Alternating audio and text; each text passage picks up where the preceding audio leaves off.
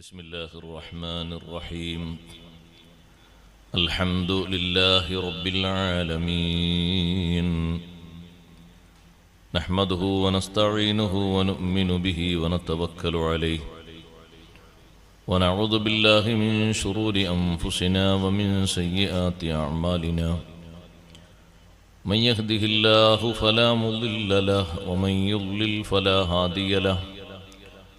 نشهد أن لا إله إلا الله وحده لا شريك له، ونشهد أن سيدنا ونبينا ومولانا محمدا صلى الله عليه وسلم عبده ورسوله. اللهم صل وسلم وبارك على رسولك سيدنا ومولانا محمد وعلى آل وأصحاب سيدنا ومولانا محمد وعلى جميع الأنبياء والمرسلين وآلهم وصحبهم والتابعين لهم بإحسان إلى يوم الدين. أما بعد، فأعوذ بالله من الشيطان الرجيم. بسم الله الرحمن الرحيم. قد أفلح من تزكى وذكر اسم ربه فصلى، بل تؤثرون الحياة الدنيا والآخرة خير وأبقى، إن هذا لفي الصحف الأولى صحف إبراهيم وموسى. صدق الله العلي العظيم. صدق وصدق وبلغ رسوله النبي الكريم، ونحن على ما قال ربنا من الشاهدين الشاكرين، والحمد لله رب العالمين. يدخل الجنة أقوام أفئدتهم مثل أفئدة الطير. صدق شفيعنا رسول الله صلى الله عليه وسلم. أصلي صلاة تملأ الأرض والسماء على من له أعلى العلا متبوأ، أقيم مقاما لم يقم فيه مرسل، وأمست له حجب الجلال توطأ، إلى العرش والكرسي أحمد قد دنا، فنورهما من نوره يتلألأ. صلاة وتسليم وأزكى تحيتي على المصطفى المختار خير البرية.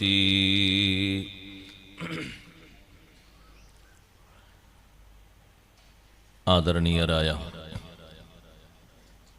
ഉസ്താദുമാരെ, രക്ഷിതാക്കളെ, മാന്യ സഹോദരന്മാരെ, സഹോദരിമാരെ, സുഹൃത്തുക്കളെ, അൽഹംദുലില്ലാഹ്, അല്ലാഹുവിൻ്റെ അതിമഹത്തായ അനുഗ്രഹത്താൽ സുൽത്താനുൽ ആരിഫീൻ അഹ്മദുൽ കബീർ ദിഫാഇ ഖദ്ദസല്ലാഹു സിർറഹുൽ അസീസ് അവരെ അനുസ്മരിച്ചുകൊണ്ട് നമ്മുടെ നാട്ടിലും പരിസര പ്രദേശങ്ങളിലും ദഫ്റാത്തീബ് എന്ന് പറയുന്ന അതിമഹത്തായ ദിക്റുകളും മറ്റും അടങ്ങിയ നല്ലൊരു സംരംഭം ഇപ്പോഴും നിലനിൽക്കുന്നു. പലയിടങ്ങളിലും അതിന് വലിയ പ്രസക്തിയും പ്രാധാന്യവും നാൾക്ക് നാൾ വർദ്ധിച്ചുകൊണ്ടിരിക്കുകയാണ്. അല്ലാഹു സുബ്ഹാനഹു വ തആല പൊരുത്തം നൽകിയ മഹാരഥന്മാർ നൂറ്റാണ്ടുകൾ എത്ര പിന്നിട്ടാലും വിശ്വാസി ഹൃദയങ്ങളിൽ എപ്പോഴും അവർ ജീവിച്ചുകൊണ്ടിരിക്കുകയാണ്. കഴിഞ്ഞ മാസം ഗൗസുൽ ആദം ഷെയ്ഖ് അബ്ദുൽ ഖാദിർ ജീലാനി ഖദ്ദസല്ലാഹു സിർറഹുൽ അസീസ് തങ്ങളെ അനുസ്മരിക്കും വിധം ലോകത്തിന്റെ വിവിധ ഭാഗങ്ങളിൽ റാത്തീബും ഖുതുബിയത്തും അതുപോലെയുള്ള ധാരാളം സൽപ്രവർത്തനങ്ങൾ നടക്കുകയുണ്ടായി. അതിന് നേരെ മുമ്പത്തെ മാസം ലോകത്തിന്റെ നേതാവ് സയ്യിദുനാ റസൂലുള്ളാഹി സ്വല്ലല്ലാഹു അലൈഹി വസല്ലം തങ്ങളുടെ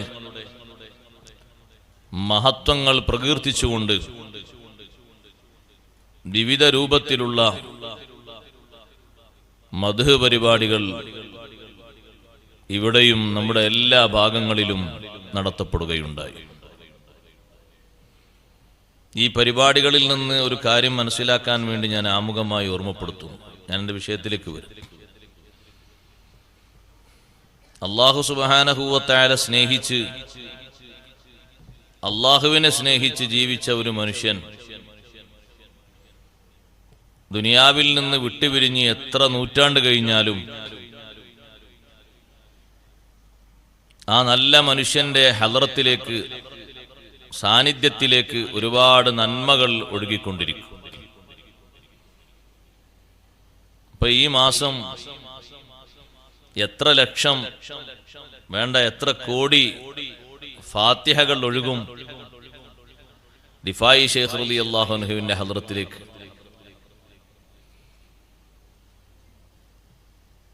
എത്ര പ്രാർത്ഥനകളാണ് അവർക്ക് ഈ ഒരു മാസം പ്രത്യേകിച്ച് ലഭിക്കുന്നത്. മൊത്തത്തിൽ ലഭിക്കുന്നത് വേറെയുണ്ട്, പ്രത്യേകിച്ച് ലഭിക്കുന്നത്. അള്ളാഹുവിന്റെ മാർഗത്തിൽ ജീവിച്ചാൽ കിട്ടുന്ന വലിയ ഒരു ലാഭം എത്ര കാലം കഴിഞ്ഞാലും മുറിഞ്ഞു പോകാത്ത വിധം, നഷ്ടമാകാത്ത വിധം നല്ല നല്ല പ്രതിഫലങ്ങൾ ഒഴുകിക്കൊണ്ടിരിക്കുകയാണ്. അതിനു പുറമെ അവരുടെ മഹത്വം, അവരുടെ ബഹുമാനം, കറാമത്തുകൾ നമ്മുടെ കൺമുമ്പിൽ നമ്മൾ കാണും വിധം ഒരുപാട് സംഭവങ്ങളും ഇപ്പോഴും നടന്നുകൊണ്ടിരിക്കുന്നു.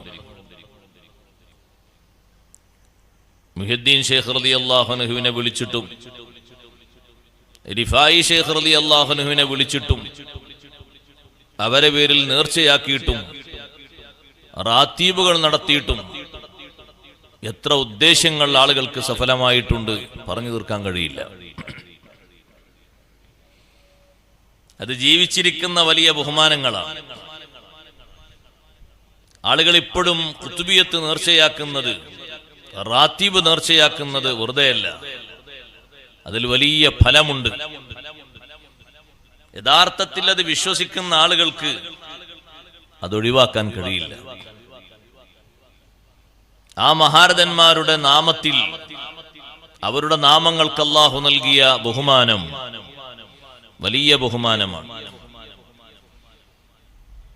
അവരുടെ നാമം ഉച്ചരിക്കുമ്പോൾ പിശാചിനെന്തൊരു ഭയമാണ്.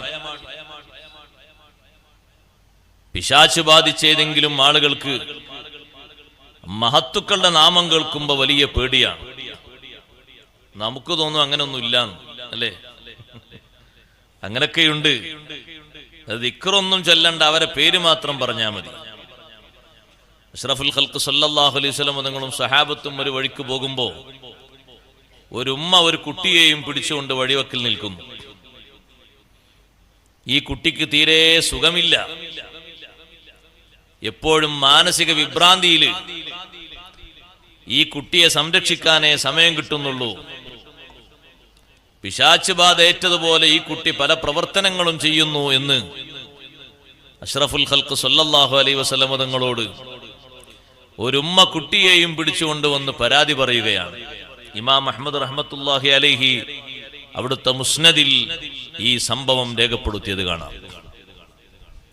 നബി സല്ലല്ലാഹു അലൈഹി വസല്ലം നിങ്ങൾ എന്ത് ചെയ്തു? ആ കുട്ടിയുടെ അസുഖം മാറാൻ തങ്ങൾ എന്ത് ചെയ്തു? വിവിധ മാർഗങ്ങൾ തങ്ങൾ നിർദ്ദേശിക്കാറുണ്ട്. ഭൗതികമായ ചികിത്സയും ആത്മീയമായ നിർദ്ദേശങ്ങളും രണ്ടും കൊടുക്കാറുള്ള തങ്ങൾ അവിടെ ചെയ്തത്, ആ കുട്ടിയുടെ ശരീരത്തിലേക്ക് ഇങ്ങനെ ചൂണ്ടിയിട്ട് തങ്ങൾ പറഞ്ഞു, ഉഖ്റുജ് അദുവല്ലാഹ് വ അന റസൂലുള്ളാഹ്, അല്ലാഹുവിന്റെ ശത്രുവായ ശൈത്താനെ ഇറങ്ങിപ്പോ, ഞാൻ അല്ലാഹുവിന്റെ റസൂലാണ്, ഇറങ്ങിപ്പോകാൻ നിന്നോട് പറയുന്നത് ഞാൻ അല്ലാഹുവിന്റെ റസൂലാണ്, ഇറങ്ങിപ്പോയേക്കണം. സ്വഹാബത്ത് ലൈവായി കാണാൻ, ആരെങ്കിലും അനുഭവിച്ചുള്ള റിപ്പോർട്ടുകൾ പരമ്പരാഗതമായി വന്നതല്ല, നേർക്കുനേരെ അവർ നോക്കിക്കാണുകയാണ്. ആ കുട്ടിയുടെ ശരീരത്തിൽ നിന്ന് ഒരു പൂച്ചയുടെ വലുപ്പമുള്ള ഒരു വസ്തു തായോട്ടിങ്ങനെ ചാടി, ഒരു ജീവി, അതങ്ങനെ ഓടിമറയുകയും ചെയ്തു. നബി സല്ലല്ലാഹു അലൈഹി വസല്ലം അവിടുന്ന് യാത്ര പോയി. തിരിച്ചതേ വഴിക്ക് വരുമ്പോൾ അതേ ഉമ്മ ആ കുട്ടിയെയും പിടിച്ച് സന്തോഷത്തോടെ അവിടെ നിൽക്കുന്നു. ആ ഉമ്മയുടെ കയ്യിൽ ഒരാടുണ്ട്, ഒരു കുപ്പി പാലുണ്ട്. അല്ലാഹുവിന്റെ റസൂലെ, എന്റെ കുട്ടിയുടെ അസുഖങ്ങളൊക്കെ മാറി, എല്ലാ രോഗവും മാറി. ഇപ്പൊ മാനസിക വിഭ്രാന്തിയോ പിശാച് ബാധ ഇളകിയ ആളുകൾ ഇളകും പോലെ ഒരു സ്വഭാവമില്ല. തങ്ങൾ എന്തേ പറഞ്ഞിട്ടുള്ളൂ? ഇറങ്ങിപ്പോകണം, ഞാൻ അല്ലാഹുവിന്റെ റസൂലാണ്. ബിസ്മി ഓതിയിട്ടില്ല, ഫാത്തിഹ ഓതിയിട്ടില്ല. ആരാണ് ഈ പറയുന്നത് എന്നൊരു മേൽവിലാസം മാത്രമാണ് പരിചയപ്പെടുത്തിയത്. അത് പറഞ്ഞപ്പോഴേക്ക് അത്ര വലിയ അധികാരമൊന്നും പിശാചിനില്ലല്ലോ. മഹാന്മാർക്ക് അല്ലാഹു നൽകിയ അധികാരവും കഴിവും അതിന്റെ ഒരു ഭാഗം പോലും പിശാചിനില്ല. അവന് ചില കഴിവുകളൊക്കെ അല്ലാഹു നൽകിയിട്ടുണ്ട്. മനുഷ്യന്മാരെ പിന്തിരിപ്പിക്കാനുള്ള എല്ലാ തരം കഴിവുകളും, നല്ല ആളുകളെ വഴിതെറ്റിക്കാനുള്ള എല്ലാ കഴിവുകളും പിശാചിന് അല്ലാഹു നൽകിയിട്ടുണ്ട്. നമ്മളോട് ഓർമ്മപ്പെടുത്തുന്നത് ഏതായാലും അല്ലാഹു കൊടുത്തതല്ലേ, നമ്മൾ സ്വീകരിക്കാന്നുള്ള നിലക്കല്ല, നമ്മൾ അവനോട് എതിരിടാൻ വേണ്ടിയാണ്. അവന് ശബ്ദമുണ്ട്, അവന് നടത്തമുണ്ട്, അവന് സ്വാധീനമുണ്ട്. നമ്മുടെ സമ്പത്തിലും സന്താനങ്ങളിലും വരെ അവന് കൂറുണ്ട്, പങ്കുണ്ട്. അത് അല്ലാഹു തആല അവന് നൽകിയതാണ്. നമ്മൾ സൂക്ഷിക്കാൻ വേണ്ടി അല്ലാഹു തആല നമ്മോട് പറഞ്ഞു. പിശാചിനോട് അല്ലാഹു അങ്ങനെയല്ലേ പറഞ്ഞത്? വസ്തഫ്സിസ് മനിസ്തതഅത മിൻഹും ബിസൗതിക്, നിന്റെ ശബ്ദം കൊണ്ട് നല്ല മനുഷ്യന്മാരിൽ നിന്ന് എത്ര ആളുകളെ നല്ല വഴിയിൽ നിന്ന് തെറ്റിക്കാൻ കഴിയുമോ നീ തെറ്റിക്കണം. പിശാചിന്റെ ശബ്ദം ഏതാണെന്നറിയാം? പിശാചിനുണ്ടോ ഉസ്താദേ ഒരു ശബ്ദം? പിശാചിന്റെ ശബ്ദം എന്ന് അല്ലാഹു തആല നിന്റെ ശബ്ദം എന്നതുകൊണ്ട് ഉദ്ദേശിച്ചത് ഖുർആൻ പണ്ഡിതന്മാർ വ്യക്തമാക്കി തന്നു. അൽ ഗനാഉ വൽ മസാമീർ, സംഗീതവും കുഴൽ വിളികളും മ്യൂസിക്കും, പിന്നെന്താ പറയണ്ടേ, അങ്ങനെയുള്ള എല്ലാ ശബ്ദകോശങ്ങളും, ദഫ് ഒഴികെ. നമ്മുടെ കുട്ടികളെ കണ്ടില്ലോ, കയ്യിലൊക്കെ കണ്ടില്ലേ ദഫ്? അത് സുന്നത്താണ്. ദഫ് മുട്ടൽ മക്കൾക്കൊക്കെ അല്ലാഹു ബർക്കത്ത് തേറ്റി കൊടുക്കട്ടെ. ദഫ് മുട്ട അത് സുന്നത്താണ്. കല്യാണം കഴിച്ചിട്ടുണ്ടോ? ഉണ്ടോ? ഇല്ലല്ലേ? പുതിയാപ്പിള പോകുന്ന നീ കുട്ടികളെ വെച്ച് ദഫ് മുട്ടിച്ചാൽ മതി, അല്ല സുന്നത്ത്. പുതിയാപ്പിള ഇറങ്ങുമ്പോ ദഫ് മുട്ടൽ സുന്നത്തില്ലേ? എന്നിട്ടെന്താ നാട്ടിലൊന്നും ഇല്ലാത്തത്? ഉണ്ടോ? അൽഹംദുലില്ലാ, അല്ലാഹു ഖബൂലാക്കട്ടെ. നല്ലതാണത്, സുന്നത്താണത്. ദഫ് മുട്ട ഇല്ലാത്ത സ്ഥലത്ത് തങ്ങൾ ചോദിച്ചിട്ടുണ്ട്, ഇവിടെ ദഫ് മുട്ടൊന്നും ഇല്ലേന്ന് കല്യാണത്തിൽ. പുതിയാപ്പിള ഇങ്ങനെ ഇറങ്ങുമ്പോ അത് മൊയിലേരന്നെ ആണെന്നില്ല, എല്ലാവർക്കും ഉണ്ട് ആ സുന്നത്ത്. പുതിയാപ്പിള ഇറങ്ങുമ്പോ നല്ല ഡ്രസ്സൊക്കെ മാറ്റി, നല്ല തൊപ്പിയും അല്ലെങ്കിൽ നല്ല ടവലൊക്കെ ധരിച്ച്, പുതിയ ചെരുപ്പൊക്കെ ഇട്ട്, റാഹത്തോടെ ഉപ്പയോടും ഉമ്മയോടൊക്കെ സമ്മതം ചോദിച്ച് വീട്ടിൽ നിന്ന് ഇങ്ങനെ നിക്കാഹിനോ അല്ലെങ്കിൽ വധുവിന്റെ വീട്ടിലേക്കൊക്കെ പോകുമ്പോ ഒന്ന് ദഫൊക്കെ മുട്ടിയിട്ട് വാഹനത്തിലേക്ക് ആനയിക്കുക, അത് നല്ലതാ, സുന്നത്താ. ദഫ് മുട്ടിയിട്ട് അവിടെ മദ്ഹ് പാടുന്നത് കല്യാണത്തിന്റെ രാത്രിയിലും പകലിലും ഒക്കെ സുന്നത്താ. നമുക്ക് എല്ലാ ശബ്ദങ്ങളും നിഷിദ്ധമാക്കപ്പെട്ടിട്ടില്ല. നിഷിദ്ധമാക്കപ്പെടാത്തൊരു ശബ്ദമാണ് ദഫിന്റെ ശബ്ദം. അത് കേൾക്കാം. പക്ഷെ അത് പരിധി വിടാൻ പാടില്ല. ദഫ്മുട്ടല്ല, പരിധി വിട്ടൊരു ശബ്ദം ഉണ്ടല്ലോ, കുയൽവിളികളും പാരടികളും മ്യൂസിക്കുകളും, അതൊന്നും പാടില്ല. ഉപ്പമാരോടും ഉമ്മമാരോടൊക്കെ ഞാൻ പറയട്ടെ, ചെറുപ്പത്തിൽ ഒരിക്കലും കുട്ടികൾക്ക് മ്യൂസിക് പോലത്തെ ശബ്ദങ്ങൾ കേൾപ്പിക്കരുത്. അവരുടെ പഠനത്തെ സാരമായത് ബാധിക്കും. ഖുർആനോത്തിൽ നിന്ന്, പഠനത്തിൽ നിന്ന് കുട്ടികളെ പിന്തിരിപ്പിക്കുന്ന ഏറ്റവും പ്രധാനപ്പെട്ട പിശാചിന്റെ ഒരു ശബ്ദമാണത്. ശൈത്താന്റെ ശബ്ദം എന്ന് ശൈത്താനോട് നിന്റെ ശബ്ദം കൊണ്ട് സ്വാധീനിക്കാൻ കഴിയുന്ന ആളുകളെ, ഹക്കിൽ നിന്ന് പുറപ്പെടുവിക്കാൻ കഴിയുന്ന ആളുകളെ തെറ്റിക്കണം. എത്ര ആളുകൾക്കാണ് ആ ശബ്ദം ഇഷ്ടം? അതുകൊണ്ടല്ലേ മംഗലാപുരത്തുനിന്ന് ഒരാൾ തിരുവനന്തപുരത്തേക്ക് പോകുകയാണെങ്കിലും ഇപ്പൊ കൂടെ ആരെയും ആവശ്യമില്ല. ഉപകരണത്തിൽ നിന്ന് 2 ബോക്സ്, ഇത്ര ബോക്സ് അല്ല കേട്ടോ, ചെറിയ ബോക്സ്, 2 ബോക്സ് കാതിലേക്ക് ഫിറ്റ് ചെയ്ത് അയാൾ തിരുവനന്തപുരം വരെ നല്ല ആസ്വദിച്ചു എത്തും. എപ്പോഴെങ്കിലും ഉറക്കിൽപ്പെട്ട അയാളെ കാതിൽ നിന്ന് ആ ബോക്സ് താഴോട്ട് വീഴുകയാണെങ്കിൽ അപ്പുറത്തുപ്പുറത്തുള്ള ആൾക്കാർ നാണിച്ചു പോകും. അങ്ങനെയാണ് അതിൽ നിന്ന് കേൾക്കുന്ന ശബ്ദകോശങ്ങൾ. അത് മുസ്ലിമിന് പറ്റൂല, പാടില്ലാത്തതാണ്. നമ്മളെ വീടുകളിലൊന്നും അങ്ങനത്തെ ശബ്ദങ്ങൾ മുഴങ്ങരുത്. റഹ്മത്തിന്റെ മലക്കുകളൊക്കെ അകന്നുപോകും. അപ്പൊ നിന്റെ ശബ്ദം കൊണ്ട് സ്വാധീനിക്കാൻ കഴിയുന്നവരെ നീ സ്വാധീനിക്കണം. വഅജ്ലിബ് അലൈഹിം ബിഖൈലിക വറജിലിക വശാരികുഹും ഫിൽ അംവാലി വൽ ഔലാദി വഇദുഹും വമാ യഇദുഹുമുശ് ശൈത്വാനു ഇല്ലാ ഗുറൂറാ. അവരെ മേൽ നീ നല്ല സ്വാധീനം നൽകണം. നിന്റെ കഴിവ് കൊണ്ട്, നിനക്ക് അല്ലാഹു തആല തന്ന കഴിവ് തന്നെയാണ്, ശൈത്താന് വേറെ കഴിവൊന്നുമില്ല. നടത്തം കൊണ്ട്, സ്വാധീനം കൊണ്ട്, ഓട്ടം കൊണ്ട്, എല്ലാ നിലക്കും നീ അവരെ സ്വാധീനിക്കണം. വശാരിക്കുഹും, അവരോട് നീ പങ്കുചേരണം. ഫിൽ അംവാലി വൽ ഔലാദ്, സന്താനങ്ങളിലും സമ്പത്തിലും പങ്കുചേരണം. നല്ല രൂപത്തിലല്ലാതെ സമ്പാദിക്കാൻ തോന്നും. പെട്ടെന്ന് പണക്കാരനാകാൻ ഉദ്ദേശിക്കുന്ന ആൾക്ക് അപ്പയാൾ ചിലപ്പോ കവർച്ചയിലേക്കായിരിക്കും പോകുന്നത്, കളവ് നടത്താൻ പോകും. ചിലരോ വിൽക്കാൻ പാടില്ലാത്തത് വിറ്റിട്ട് പെട്ടെന്ന് തന്നെ പേരെടുക്കും. ആ പേര് കുപ്രസിദ്ധി എന്നാണ് അതിന് പറയാ. വിൽക്കാൻ പാടില്ലാത്തൊരു മരുന്ന് കൊണ്ടുപോയി വിറ്റു, അതിനാ മയക്കുമരുന്ന് എന്ന് പറഞ്ഞത്. കുടിക്കാനുള്ള മരുന്നല്ല അത്, മയക്കുമരുന്ന് കൊണ്ടുപോയി വിട്ടു. കോടിക്കണക്കിന് രൂപയുടെ മയക്കുമരുന്ന്. എന്തായിരുന്നു ലക്ഷ്യം? പിശാച്ചവന്റെ അവന്റെ സമ്പത്തിൽ വന്ന് കൂറായതാണ്. സുബ്ഹാനല്ലാഹ്, പറ്റിച്ച് വിൽപ്പന നടത്താൻ പിശാച്ച് മനുഷ്യനെ പ്രേരിപ്പിക്കുന്നു. ചതിച്ചുകൊണ്ട് വഞ്ചന ചെയ്തിട്ട് സമ്പത്തുണ്ടാക്കാൻ പിശാച്ച് പ്രേരിപ്പിക്കുന്നു. മറ്റൊരാളെ ഏതെങ്കിലും രൂപത്തിൽ വകവരുത്തിയിട്ട് സമ്പത്ത് തട്ടാൻ പറ്റുമോ? അങ്ങനെ പിശാച്ച് വന്ന് സ്വാധീനിക്കുന്നു. സമ്പത്തിൽ സ്വാധീനിക്കാൻ അല്ലാഹു പിശാച്ചിന് കഴിവ് കൊടുത്തു. വശാരിക്കുഹും ഫിൽ അംവാലി വൽ ഔലാദ്. സമ്പത്ത് മാത്രമല്ലോ അല്ലാഹു പറഞ്ഞത്, മക്കളിലും അവരോട് കൂറാകണം. മക്കളെ നേരായ വഴിയിൽ നിന്ന് തെറ്റായ വഴിയിലേക്ക് നടത്തുന്നതിന് ബാപ്പയോ ഉമ്മയോ അനുവാദം കൊടുത്താൽ, സഹോദരങ്ങളെ, പിശാചിന്റെ സ്വാധീനമാണ് ഇവിടെ വലുതാകുന്നത്. നല്ല വഴിക്ക് നടക്കുന്നൊരു മകൻ തെറ്റിപ്പോകുമ്പോ, വഴിതെറ്റിപ്പോകുമ്പോ ഒന്നുകിൽ ബാപ്പയോ ഉമ്മയോ ആ മകന് സപ്പോർട്ട് ചെയ്താൽ പിന്നെ എതിർക്കാൻ ആളുണ്ടാകൂല.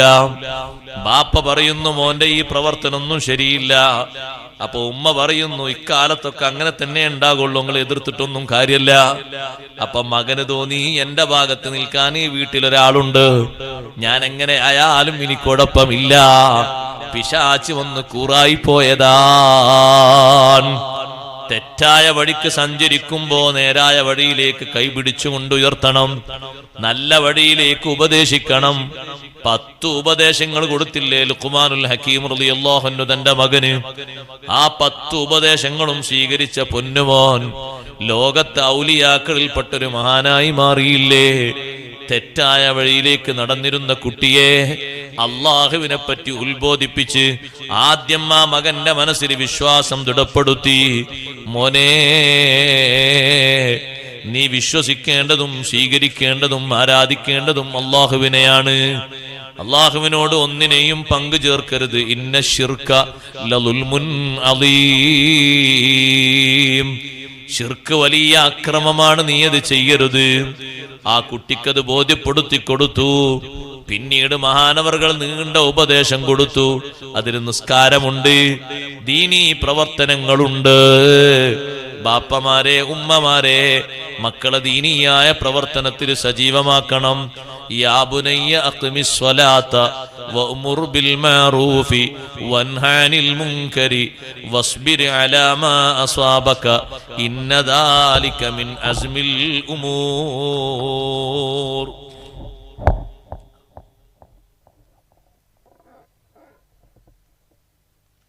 മോനെ, നിസ്കാരം നിലനിർത്തണം. എല്ലാ സമയത്തും കൃത്യമായി നിർവഹിച്ചോളണം. നീ ഒരു നല്ല ആളായി കിട്ടാൻ അതാണ് ഏറ്റവും നല്ലൊരു മാർഗം. വേറെ ഏത് കാര്യങ്ങളും ജനങ്ങൾ അറിഞ്ഞില്ല എന്ന് വരും. നോമ്പ് നോറ്റത് ആളുകൾക്ക് മനസ്സിലാക്കാൻ കഴിയില്ല. ഹജ്ജ് ചെയ്തത് പെട്ടെന്നെല്ലാവർക്കും ഒരു പക്ഷേ അറിയില്ല. അത് നിന്റെ നാട്ടിലല്ല, മറ്റൊരു നാട്ടിലാണ്. സക്കാത്ത് നീ കൊടുത്തിട്ടുണ്ടോന്ന് അതും പെട്ടെന്ന് അറിയില്ല. നീ കൈകാര്യം ചെയ്യുന്നൊരു വിഷയമല്ലേ. നിസ്കാരം അങ്ങനെയല്ല. നീ നിസ്കരിക്കുന്ന ആളാണോ അല്ലേ എന്നത് പെട്ടെന്ന് ജനങ്ങൾക്കിടയിൽ പരക്കുന്നൊരു വാർത്തയാണ്. ജനങ്ങൾ കാണാൻ വേണ്ടിയല്ല, അള്ളാഹുവിന് വേണ്ടിയാണ്. നീ ഒരു സ്വന്തത്തിൽ തികഞ്ഞ ആളാകണമെങ്കിൽ നിന്റെ അടുക്കൽ ഉണ്ടാകേണ്ട ഏറ്റവും പ്രധാനപ്പെട്ടൊരു അമല് അഖ്മിസ്സലാഹ്, നിസ്കാരം നിലനിർത്തണം, കൃത്യമായി നിർവഹിക്കണം. നീ നിന്റെ സ്വന്തം കാര്യം മാത്രം നോക്കി പോയാൽ പോരാ മോനെ. വഅ്മുർ ബിൽ മഅറൂഫി വൻഹ അനിൽ മുൻകരി, നന്മ കൊണ്ട് നിന്റെ സുഹൃത്തുക്കളോട് നീ കൽപ്പിക്കണം. തിന്മയെ തൊട്ടവരെ നീ വിലക്കണം. തിന്മയിൽ നിന്ന് എത്ര ആളെ നിനക്ക് പിന്തിരിപ്പിക്കാൻ കഴിയുമോ അത്ര ആളെയും നീ പിന്തിരിപ്പിക്കണം. നിന്റെ ആത്മസുഹൃത്ത് എന്തെങ്കിലും ഒരു അനാവശ്യത്തിൽ പെട്ടുപോയി എങ്കിൽ അവനെ ഉപദേശിച്ച് നീ അതിൽ നിന്ന് നന്നാക്കണം. ദീനിന്റെ ഖിദ്മത്ത് എന്ന് പറഞ്ഞാൽ ഏറ്റവും മുഖ്യമാണ്. ഈ രണ്ടെണ്ണമാണല്ലോ ഖിദ്മത്ത്. വഅ്മുർ ബിൽ മഅറൂഫി വൻഹ അനിൽ മുൻകരി. നിന്റെ ഒരു കൂട്ടുകാരനെ കാണുമ്പോ നീ പറയാണ്, മോനെ, നമ്മുടെ നാട്ടിൽ നാളെ ദഫ്റാത്തീബിന്റെ വാർഷികമാണ്, നല്ല പരിപാടി അവിടെ നടക്കുന്നുണ്ട്. ദിഫായി ശൈഖ് റളിയല്ലാഹു അൻഹുവിന്റെ പേരിലുള്ള വലിയൊരു പരിപാടിയാണ്. അറിയാത്ത ആ കുട്ടി അല്ലെങ്കിൽ മടിച്ചു നിൽക്കുന്ന നിന്റെ സുഹൃത്ത് നിന്റെ ഉപദേശം കാരണം സദസ്സിലെത്തിയാൽ നീ അവന് കൊടുത്തത് അംറും ബിൽ മഅറൂഫ്, നന്മ കൊണ്ടുള്ളൊരു കൽപ്പനയാണ്. തിന്മയിലേക്ക് പോകുന്ന നിന്റെ കൂട്ടുകാരനെ ഉപദേശിച്ചുകൊണ്ട് നീ തിന്മയിൽ നിന്ന് മാറ്റി നിർത്തണം. അത് അല്ലാഹു സുബ്ഹാനഹു വ തആല മോനെ നിന്നെ ഏൽപ്പിക്കുന്ന ഒരു ഉത്തരവാദിത്തമാണ്. സ്വന്തം കാര്യം മതി എന്ന രൂപത്തിൽ നീ നടക്കരുത്.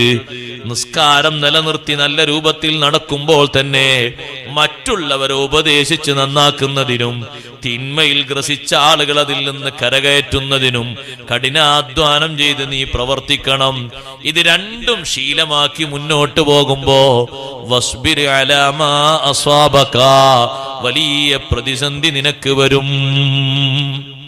ദീനീ ഖിദ്മത്ത് എടുക്കുമ്പോ ചിലപ്പോഴൊക്കെ ഒരുപാട് പ്രതിസന്ധികൾ വരും. സ്വബർ ചെയ്യണം, ക്ഷമിക്കണം. ഞാൻ അള്ളാഹുവിന്റെ ദീനിന് വേണ്ടി പ്രവർത്തിച്ചപ്പോ അയാൾ എന്നെ എങ്ങനെ പറഞ്ഞു, ഇനി ഞാൻ ആ പ്രവർത്തനത്തിലേക്ക് ഇല്ല എന്ന് പറയരുത്. ഞാൻ കുറച്ചുകൂടി സജീവമായിട്ട് മുന്നോട്ട് പോകുന്ന പറയണ്ടേ.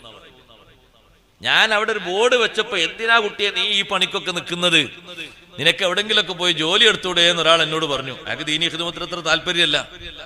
അതോടുകൂടെ ഞാൻ ബോർഡ് വെക്കുന്ന പരിപാടി നിർത്താൻ പാടില്ല. എന്തിനാ ഈ ബോർഡ്? ഈ ബോർഡ് അനാവശ്യത്തിലേക്ക് ക്ഷണിക്കുന്ന ബോർഡല്ല, നന്മയിലേക്ക് ക്ഷണിക്കുന്ന, ജനങ്ങൾക്ക് മാർഗനിർദ്ദേശം നൽകുന്ന നല്ലൊരു ബോർഡാണ് നീ വെച്ചത്. അയാൾ നിന്നെ എതിർക്കുമ്പോ നീ അപ്പുറത്ത് മറ്റൊരു ബോർഡ് കൂടി വെക്കണം. നിന്റെ പ്രവർത്തനം നീ സജീവമാക്കണം. നല്ല സ്വബർ വേണം. കുത്തുവാക്കുകൾ വരും, പിന്തിരിപ്പൻ ശക്തികൾ വരും, മനുഷ്യരിൽ നിന്ന് വരും, പിശാചിൽ നിന്ന് വരും, ഒക്കെ വരും. നല്ല സ്വബറോടുകൂടെ മുന്നോട്ട് നീങ്ങണം. മാറിപ്പോകാൻ പാടില്ല, വിട്ടുനിൽക്കാൻ പാടില്ല. ആളുകളൊക്കെ, നാട്ടിലെ മുതിർന്ന ആളുകളൊക്കെ ഒരു ഖൈർ ചെയ്യുമ്പോ നമ്മൾ അതിനെ എതിർക്കാൻ പാടില്ല. നമ്മളും അതിന് കൂട്ടുനിന്ന് കൊടുക്കണം. നല്ല പരീക്ഷണങ്ങൾ വരും. സ്വന്തത്തിൽ വരാം പരീക്ഷണം, കുടുംബക്കാരിൽ നിന്ന് വരാം പരീക്ഷണം, സാമ്പത്തികമായിട്ട് ക്ഷീണം വരാം, എല്ലാ അർത്ഥത്തിലും നിനക്കെത്തുന്ന വിപത്തിൽ നീ ക്ഷമിക്കണം. അങ്ങനെ ഈ 4 കാര്യങ്ങളും മുറുകെ പിടിച്ച് നീ ജീവിക്കുകയാണെങ്കിൽ ഇന്നദാലിക മിൻ അസ്മിൽ ഉമൂർ, നിനക്ക് നിശ്ചയദാർഢ്യം ഉണ്ട് എന്നതിന്റെ തെളിവാണത്. കൃത്യമായ നിസ്കാരമുണ്ട്, ദീനിന്റെ ഖിദ്മത്തിലായിട്ട് നന്മ കൊണ്ട് കൽപ്പിക്കുകയും തിന്മയിൽ നിന്ന് പിന്തിരിപ്പിക്കുകയും ചെയ്യുന്ന നല്ല സ്വഭാവവും ഉണ്ട്. അത് 3ഉം നീ കൈക്കലാക്കുമ്പോ നിനക്ക് സ്വബറോടുകൂടെയുള്ള നല്ല ജീവിതവും ഉണ്ട്. എന്നാൽ നിന്റെ മനസ്സിന് അല്ലാഹു മനക്കരുത്ത് നൽകിയിട്ടുണ്ട്. അത് മാത്രം പറഞ്ഞ് മഹാനവറുകൾ നിർത്തിയില്ല. മോനെ, നീ ഒരു കാര്യം ചെയ്യണം, ജനങ്ങളോടുള്ള സമീപനം നീ നന്നാക്കണം. വലാ തുസഇർ ഖദ്ദക ലിന്നാസി വലാ തംശി ഫിൽ അർളി മർഹാ, ആളുകളോട് നീ മുഖം ചുളിക്കുന്ന സ്വഭാവം കാണിക്കരുത്. ആര് നിന്റെ മുന്നിൽ വന്നാലും നീ അവരെ മൈൻഡ് ചെയ്യണം. വലാ തുസഇർ ഖദ്ദക ലിന്നാസ്, ജനങ്ങളോട് നീ മുഖം ചുളിക്കരുത്. നിന്റെ കവിൾത്തടം നീ മാറ്റിക്കളയരുത്. മനുഷ്യന്മാരെ കൂട്ടത്തിൽ വ്യത്യസ്ത സ്വഭാവക്കാരുണ്ടാകും. നന്മ ചെയ്യുന്നവരാണെങ്കിലും തിന്മ ചെയ്യുന്നവരാണെങ്കിലും നീ മുഖം കൊടുക്കണം. തിന്മ ചെയ്യുന്നവർക്ക് നീ മുഖം കൊടുക്കുന്നത് അവരെ നന്നാക്കുക എന്നുള്ള ലക്ഷ്യത്തിലാണ്.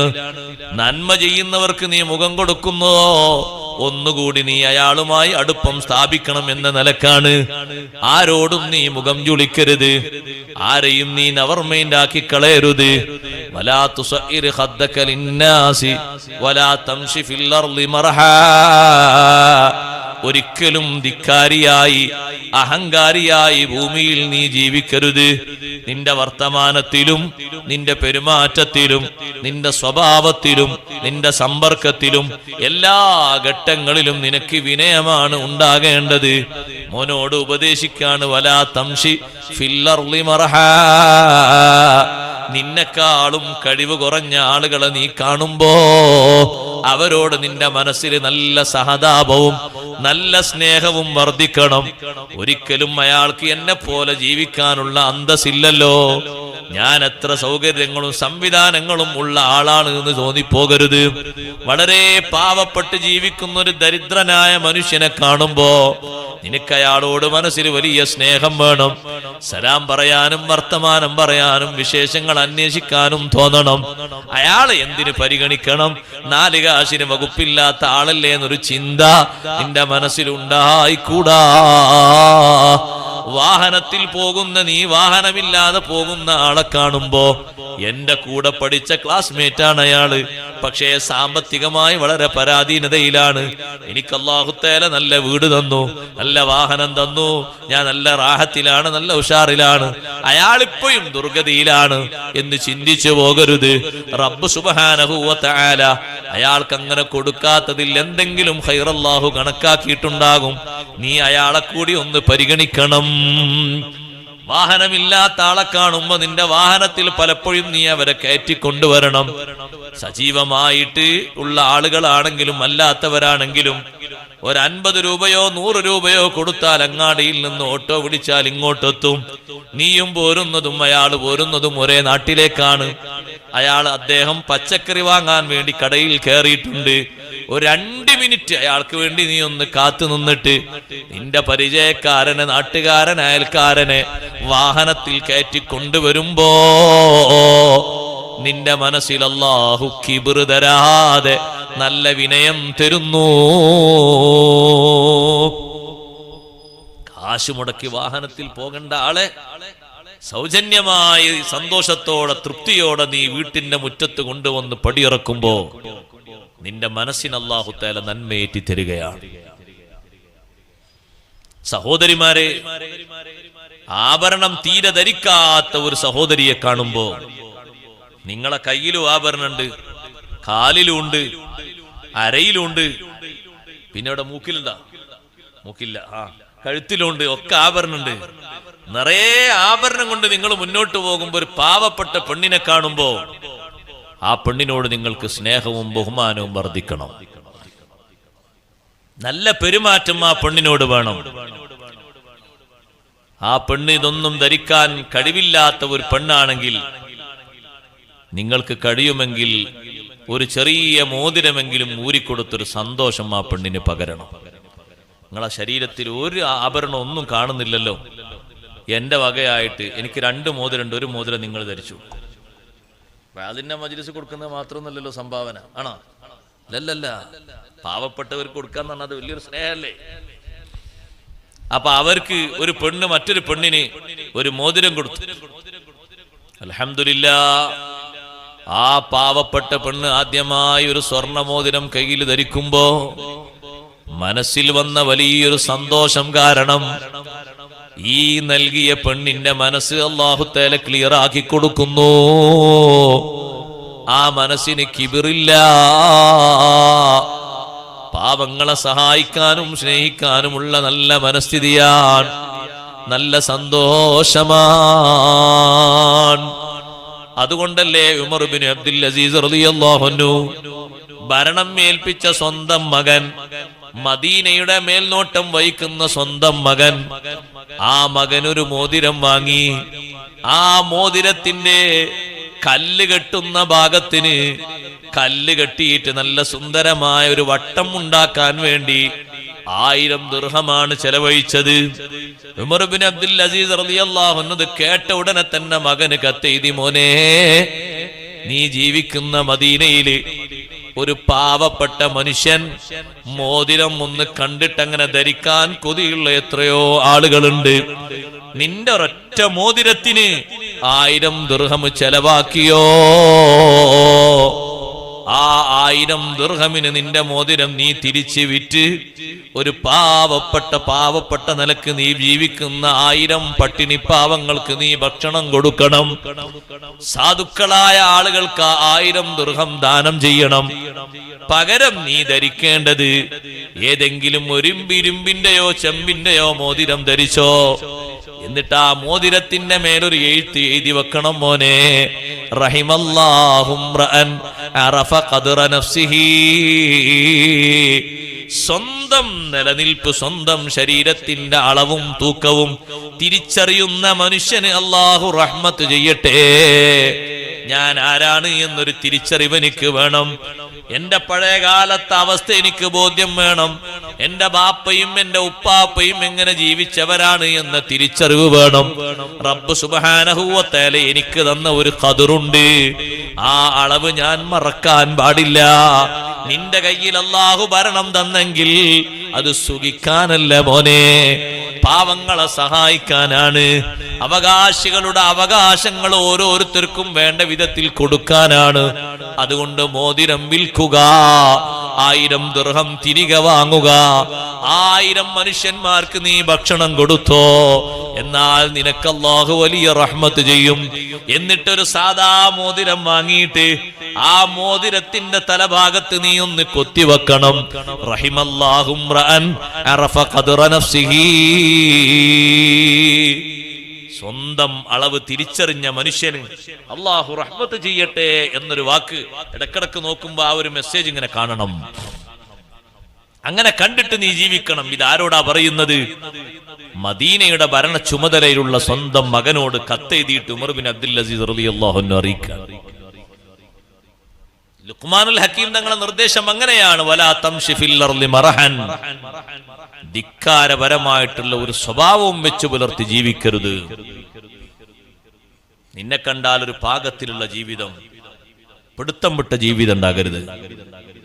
നിയമങ്ങൾ ലംഘിക്കുന്ന ജീവിതവും പിടുത്തം വിട്ട ജീവിതമാണ്. നീ ധരിക്കുന്നത് പാന്റാണെങ്കിലും, പുരുഷന്മാര് ധരിക്കുന്നത് പാന്റാണെങ്കിലും തുണിയാണെങ്കിലും നീളക്കുപ്പായമാണെങ്കിലും അല്ലാത്ത കുപ്പായമാണെങ്കിലും ഒക്കെ നിനക്ക് അഹങ്കാരം വരാതിരിക്കാൻ നെരിയാണിക്ക് മുകളിലാകണം നിന്റെ വസ്ത്രത്തിന്റെ അളവ്. താഴോട്ട് പോയാൽ കിബിർ കൂടിപ്പോകും.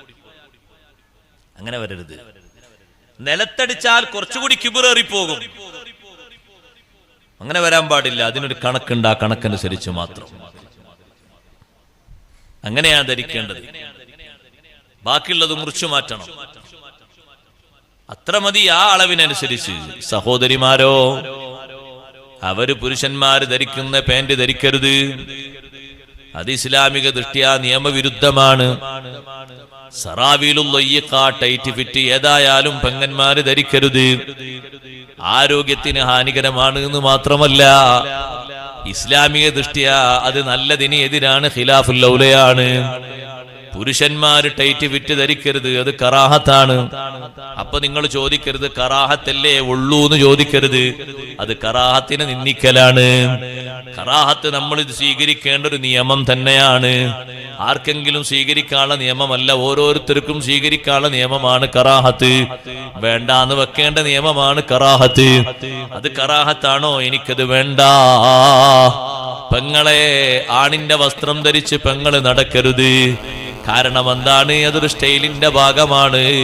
അത്തരക്കാർക്ക് അള്ളാഹുവിന്റെ ശാപമുണ്ടെന്നറിയിച്ചത് അഷ്റഫുൽ ഖൽഖ് മുഹമ്മദുർ റസൂലുള്ളാഹി സ്വല്ലല്ലാഹു അലൈഹി വസല്ലമ തങ്ങളാണ്. പുരുഷന്മാരോ സ്ത്രീകളെ വേഷം ധരിക്കരുത്. ലഅനല്ലാഹുർ റജുല യൽബസു ലിബ്സത്തൽ മർആ. പെണ്ണിന്റെ വസ്ത്രം ധരിക്കുന്ന ആണിനെ അല്ലാഹു ലഅനത്ത് ചെയ്തിരിക്കുന്നു. വലഅനല്ലാഹുൽ മർഅത അല്ലതി തൽബസു ലിബ്സത്തർ റിജിലി. ആണിന്റെ വസ്ത്രം ധരിക്കുന്ന പെണ്ണിനെ, ആണ് ധരിക്കുന്ന അതേ ടീഷർട്ട്, നഊദു ബില്ലാഹ്, ആണ് ധരിക്കുന്ന അതേ രൂപത്തിലുള്ള കുപ്പായം, ആ കുപ്പായത്തിന്റെ മുൻഭാഗത്തൊക്കെ കൊടുക്കുന്നുണ്ട്. കടയിൽ നിന്ന് ആണുങ്ങളെ ഷർട്ട് എന്ന് പറഞ്ഞു വാങ്ങിച്ചതാണ്. അതേ പാന്റും അതേ ഷർട്ടും ഫ്രീഡമാണോ പകരം പറയുന്നത്? മോളെ, ഫ്രീഡം നമുക്ക് അനുവദിച്ചത് അള്ളാഹുവാണ്. അള്ളാഹുവിന്റെ നിയമത്തിന്റെ അപ്പുറം കടന്നൊരു ഫ്രീഡം ഇല്ലേ? അതാണ് കിബ്ർ എന്ന് പറയുന്നത്. വലാ തംശി ഫിൽ അർളി മർഹാ. ഭൂമിയിൽ ധിക്കാരിയായി നീ ജീവിക്കരുത് മോനെ. നിയമം പാലിച്ചുകൊണ്ട് ജീവിക്കണം, അതാണ് വിനയം. അതുകൊണ്ടാ മോനോട് പറഞ്ഞത്, എത്ര നല്ല സുഖത്തിൽ നീ ഉറങ്ങിയാലും മോനെ, സുബഹിന്റെ മുമ്പ് എഴുന്നേൽക്കുന്ന ജീവികളെ കണ്ടിട്ടുണ്ടോ? ആ ജീവികൾക്കൊന്നും ആരാധനക്ക് തക്ലീഫില്ല. നീ ആരാധനക്ക് അള്ളാഹുവിന്റെ നിർബന്ധ ശാസനയുള്ളൊരു വ്യക്തിയാണ് നീ. നിന്റെ വീട്ടിലെ കോഴിക്ക് ഇബാദത്ത് എടുക്കണമെന്ന് തക്ലീഫില്ല, ആടിന് ഇബാദത്ത് എടുക്കണമെന്ന് തക്ലീഫില്ല. പക്ഷേ ആ കോഴി അതാ 4 മണിയാകുമ്പോഴേക്ക് അടുത്തുള്ളൊരു കോഴിക്ക് മെസ്സേജ് കൊടുത്തുപോയി, ഒരു തസ്ബീഹ് നൽകിപ്പോയി. അപ്പോഴും തക്ലീഫുള്ള മനുഷ്യൻ ആ കോഴി സുബ്ഹി വാങ്ങ് കൊടുത്തിട്ട് വീണ്ടും കൂകുമ്പോഴും തക്ലീഫുള്ള മനുഷ്യൻ ഉറക്കത്തിലാണെങ്കിൽ കോഴിയെക്കാളും മനുഷ്യൻ ദുർബലനായി പോയില്ലേ? അതുകൊണ്ടാ മോനോട് പറഞ്ഞത്, മോനെ ലാ തകുൻ അഅജസ മിനദ്ദീക്. കോഴിയേക്കാൾ നീ ദുർബലനായി പോകരുത്. സ്വന്തം മോനോട് ലുഖ്മാനുൽ ഹകീം തങ്ങളെ വസിയ്യത്താണ്, യാ ബുനയ്യ ലാ തകുൻ അഅജസ മിനദ്ദീകി. കോഴിനേക്കാളും നീ കഴിവുകെട്ടവനാകരുത്. ഫഇന്നഹു യുസവ്വിതു ബിൽ അസ്ഹാർ. അത്തായ നേരത്തത് ശബ്ദിക്കുന്നത് കേട്ടിട്ടില്ലേ മോനെ? സുബഹിക്കെങ്കിലും ഉണരണ്ടേ സഹോദരങ്ങളെ? സുബഹിക്ക് ഉണരാത്തവൻ കോഴിയെക്കാളും ദുർബലനല്ലേ? ആടിനേക്കാളും മോശപ്പെട്ടവനല്ലേ? നിന്റെ വീട്ടിന്റെ പരിസരത്തെ കോഴി സുബഹിന്റെ മുമ്പുള്ള അത്തായത്തിന്റെ സമയത്ത് നിനക്ക് വാണിംഗ് തന്നിട്ട് എഴുന്നേൽക്കാനുള്ള ശബ്ദകോശങ്ങൾ അത് മുഴക്കിയിട്ട് എഴുന്നേൽക്കാത്തതിന്റെ പേരില് നാളെ ആഖിറത്തിൽ കോഴി നിനക്ക് എതിരായി സാക്ഷി നിൽക്കുമോ? ആടുകൾ നിങ്ങൾക്കെതിരായി സാക്ഷി നിൽക്കുമോ? റബ്ബ് സുബ്ഹാനഹു വ തആല ജനങ്ങൾക്കിടയിൽ വെച്ച് നിന്നോട് ചോദിക്കുന്നു, മനുഷ്യ, നിന്റെ വീടിന്റെ ഉള്ളിലുള്ള ടെറസിലല്ല ഉറങ്ങിയത്, മെത്തയിലല്ല ഉറങ്ങിയത്, ഒരു സാധാ കോഴിയുടെ കൂട്ടിലല്ലേ കോഴി ഉറങ്ങിയത്? അതിന് വിരിപ്പില്ല, പുതപ്പില്ല, കട്ടിലില്ല, ബെഡില്ല, സൗകര്യങ്ങളൊന്നുമില്ല. സാധാരണ പലകയിൽ കിടന്നുറങ്ങുന്ന കോഴി, അള്ളാഹുവിന്റെ സിട്ടിയായ കോഴി, റബ്ബിനെ തസ്ബീഹ് മുഴക്കാൻ വേണ്ടി സുബ്ഹിന്റെ മുമ്പ് ശബ്ദിച്ചെങ്കിൽ എത്ര സുഖത്തിലാ നീയൊക്കെ ഉറങ്ങിയത്, എത്ര സന്തോഷത്തിലാ എന്റെ അനുഗ്രഹങ്ങൾ ആസ്വദിച്ചത്. എന്നിട്ട് എഴുന്നേറ്റില്ലല്ലോ മനുഷ്യ. അതുകൊണ്ട് കോടിനേക്കാളും ദുർബലനാകരുത് മോനെ. നിയമം പാലിച്ചുകൊണ്ട് നീ ജീവിക്കണം. നിയമങ്ങൾ പാലിക്കാത്തതും ഒരു കിബിറാണ് സഹോദരങ്ങളെ. എനിക്കതിന് കഴിയൂല എന്ന് പറഞ്ഞാൽ അത് വലിയ കിബിറാണ്. ഇടത്തെ കൈ കൊണ്ട് വെള്ളം കുടിക്കുന്ന ഒരാളോട് നബി സല്ലല്ലാഹു അലൈഹി വസല്ലം നിങ്ങൾ പറഞ്ഞു വലത്തെ കൈ കൊണ്ട് കുടിക്കണം. കുടിക്കേണ്ടത് വലത്തെ കൈ കൊണ്ട് തന്നെ അല്ലേ? കടിക്കേണ്ടതും വലത്തെ കൈ കൊണ്ടാണ്. അപ്പൊ ചായം കടി ഒരുമിച്ച് കിട്ടിയാലോ ഒന്ന് ഇടത്തെ കൈ കൊണ്ടൊന്നും വലത്തെ കൈ കൊണ്ടാക്കാൻ പാടില്ല. അങ്ങനെയാണ് ചിലപ്പോ ചില ശീലം. വൈകുന്നേരമൊക്കെ നോക്കിയാൽ വലത്തെ കയ്യിൽ ചായ, ഇടത്തെ കയ്യിൽ കടി, അങ്ങനെ വരാൻ പാടില്ല. രണ്ടും വലത്തെ കൈ കൊണ്ട് തന്നെ. ഒരു പാത്രം ഉണ്ടല്ലോ മുന്നിൽ, വലത്തെ കൈ കൊണ്ട് ചായ ഒന്ന് കുടിച്ച് അവിടെ വെച്ച് വലത്തെ കൈ കൊണ്ട് തന്നെ കടിയെടുത്ത് കഴിക്കണം. ഭക്ഷണം കഴിച്ചു കഴിഞ്ഞാലും വെള്ളം കുടിക്കേണ്ടത് വലത് കൈ കൊണ്ട് തന്നെയാണ്, ഇടത്തെ കൈ കൊണ്ടല്ല. അതൊരു മുസ്ലിമിന്റെ സംസ്കാരമല്ല. കുടിക്കേണ്ടതും ഭുജിക്കേണ്ടതും രണ്ടും വലത്തെ കൈ കൊണ്ടാണ്. ക്ലാസ്സിൽ വല്ല അസ്പർശ്യതയാകുന്നാണോ? നാ കയ്യൊന്നിങ്ങനെ വടിച്ചേക്ക് നാവിന്റെ തുമ്പിൽ വെച്ചിട്ട്, നാ അതിന്റെ അസ്പർശ്യതകളെ നീങ്ങിയിട്ട് ക്ലാസ് പിടിക്കുമ്പോൾ മറ്റുള്ളവർക്ക് കാണുമ്പോൾ ബുദ്ധിമുട്ടൊന്നും ഉണ്ടാകൂല. നല്ല തെളിച്ചുള്ള ക്ലാസ് തന്നെയാണ്. അതിലെന്റെ മേലൊക്കെ വേറൊന്നും ആയിട്ടില്ല, ധാന്യങ്ങളും ആയിട്ടില്ല, പിന്നെ കറിയും ആയിട്ടില്ല, മീനും ആയിട്ടില്ല, ഇറച്ചിയായിട്ടില്ല, ഒന്നും ആയിട്ടില്ല. നല്ല വൃത്തിയുണ്ട്. പിടിച്ച് കുടിക്കേണ്ടത് വലത്തെ കൈ കൊണ്ട് തന്നെയാണ്. ഇടത്തെ കൈ കൊണ്ട് കുടിക്കുന്ന ആളോട് വലത്തെ കൈ കൊണ്ട് കുടിക്കാൻ പറഞ്ഞപ്പോ അദ്ദേഹം പറഞ്ഞു മസ്തത്താഴ്ത്തു എന്ന് പറഞ്ഞു. എനിക്ക് സാധിക്കൂല. നിങ്ങളെ ഭാഷയിൽ എന്താ പറയാൻ എനിക്കറിയില്ല. ബാപ്പയും ഉമ്മയും ഒരു കാര്യം പറയുമ്പോ എനിക്ക് സാധിക്കൂല എന്നുള്ള വാക്ക് അത് നല്ലോണം ശ്രദ്ധിക്കേണ്ട ഒരു വാക്കാണ്. അങ്ങനെ പറയരുത്. കഴിഞ്ഞിട്ടും ഒരു കാര്യം കഴിയൂല എന്ന് പറഞ്ഞാൽ അതിന്റെ താല്പര്യം എന്താ? കിബറാണ്. ഒരു സംഗതിക്ക് കഴിയും, മോനെ നീ ഇങ്ങനെ ചെയ്യ്. ഇപ്പൊ നമ്മളെ മറുപടി നിനക്കുണ്ടാവില്ല, എനിക്ക് കഴിയൂല. ആ വാക്കിന്റെ അർത്ഥം എന്താ? കഴിഞ്ഞിട്ടും കഴിയുന്ന ഒരു കാര്യത്തെ പറ്റി എനിക്ക് കഴിയൂല എന്ന് പറഞ്ഞാൽ അതിന്റെ അർത്ഥം അത് കിബ്റാൻ. നബി സല്ലല്ലാഹു അലൈഹി വസല്ലം ശരിയായിരിക്കും എന്നൊരു ധാരണ ഉണ്ടാകരുത്. അവര് പറയുന്നതിലും കുറച്ചൊക്കെ കാര്യമുണ്ട്, ഇവര് ചെയ്യുന്നതിന് മാത്രമല്ല എന്ന് സുന്നികളായ നമ്മുടെ വിശ്വാസത്തെ നമുക്ക് വിശ്വാസമില്ലെങ്കിൽ നമുക്ക് വിജയിക്കാൻ കഴിയൂല. നമ്മുടെ വിശ്വാസം, നമ്മുടെ ഈമാൻ തെറ്റുകുറ്റങ്ങളില്ലാത്ത രീതിയിൽ, സംശയാസ്പദമല്ലാത്ത രീതിയിലുള്ള ഈമാനാകണം. അള്ളാഹുവിലും അള്ളാഹുവിന്റെ റസൂലും വിശ്വസിക്കുന്ന മനുഷ്യന്മാരെ പറ്റി ഖുർആന് പറഞ്ഞപ്പോ ഈമാന് പറഞ്ഞ തൊട്ടു ഉടനെ അള്ളാഹു പറഞ്ഞു സുമ്മലം യർതാബൂൻ. പിന്നെ അവർക്ക് സന്ദേഹമല്ല, സംശയമല്ല. സംശയം വരുമ്പോ ഈമാന് വലിയ കേടുവരും. എന്തെങ്കിലും സംശയം ഖൽബിൽ രൂപപ്പെട്ടു വന്നാ ഉടനെ തീർക്കണം, മുന്നോട്ടുണ്ടാൻ പറ്റൂല.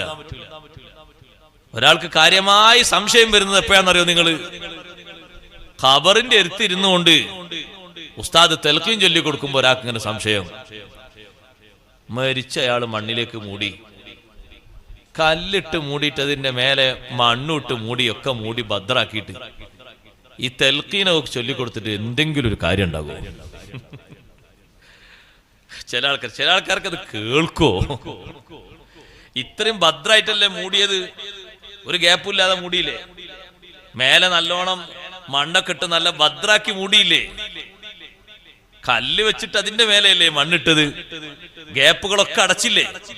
നീ കേൾക്കോ? സുബ്ഹാനല്ലാഹ്. എത്ര മണ്ണിട്ട് മൂടിയാലും ഖബറിലുള്ള ആളുകൾ കേൾക്കുമെന്ന് നബി സല്ലല്ലാഹു അലൈഹി വസല്ലം തങ്ങൾ പഠിപ്പിച്ചില്ലേ? ഇന്നൽ അബ്ദ ഇദാ ഉദിഅ ഫീ ഖബരിഹി, ഒരു മനുഷ്യനെ ഖബറിൽ വെക്കപ്പെട്ടു, വതവല്ല അൻഹു അസ്ഹാബുഹു, എന്നിട്ട് ചുറ്റും ഖബറടക്കാൻ വന്ന ആളുകളൊക്കെ പിന്തിരിഞ്ഞു പോകുന്നു.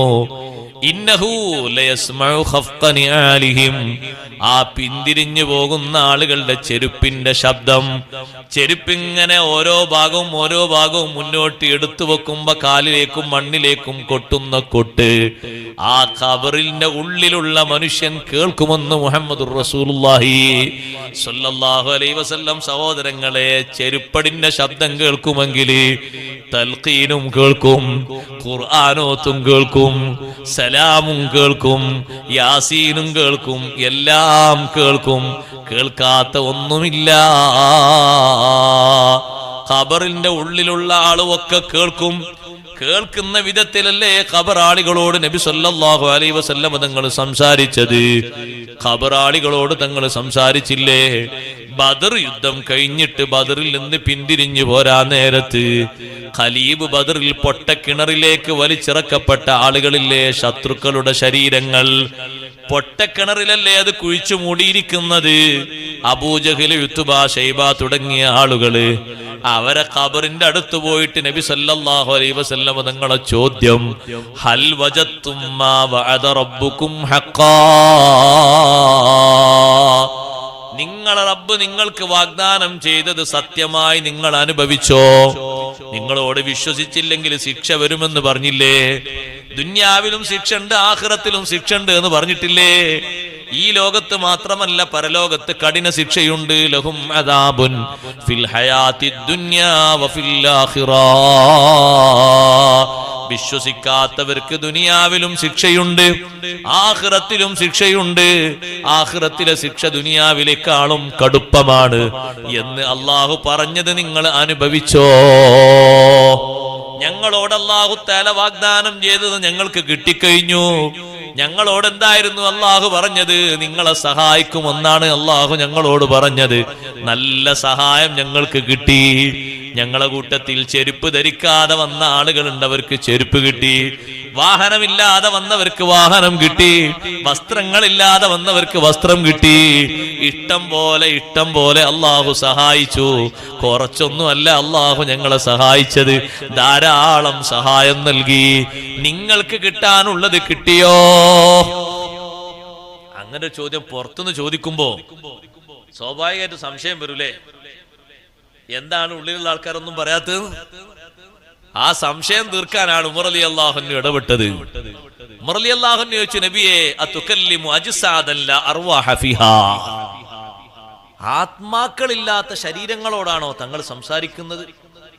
ഈ കിണറ്റുള്ളതൊക്കെ മൃതശരീരങ്ങളല്ലേ, അവർക്ക് റൂഹില്ലല്ലോ.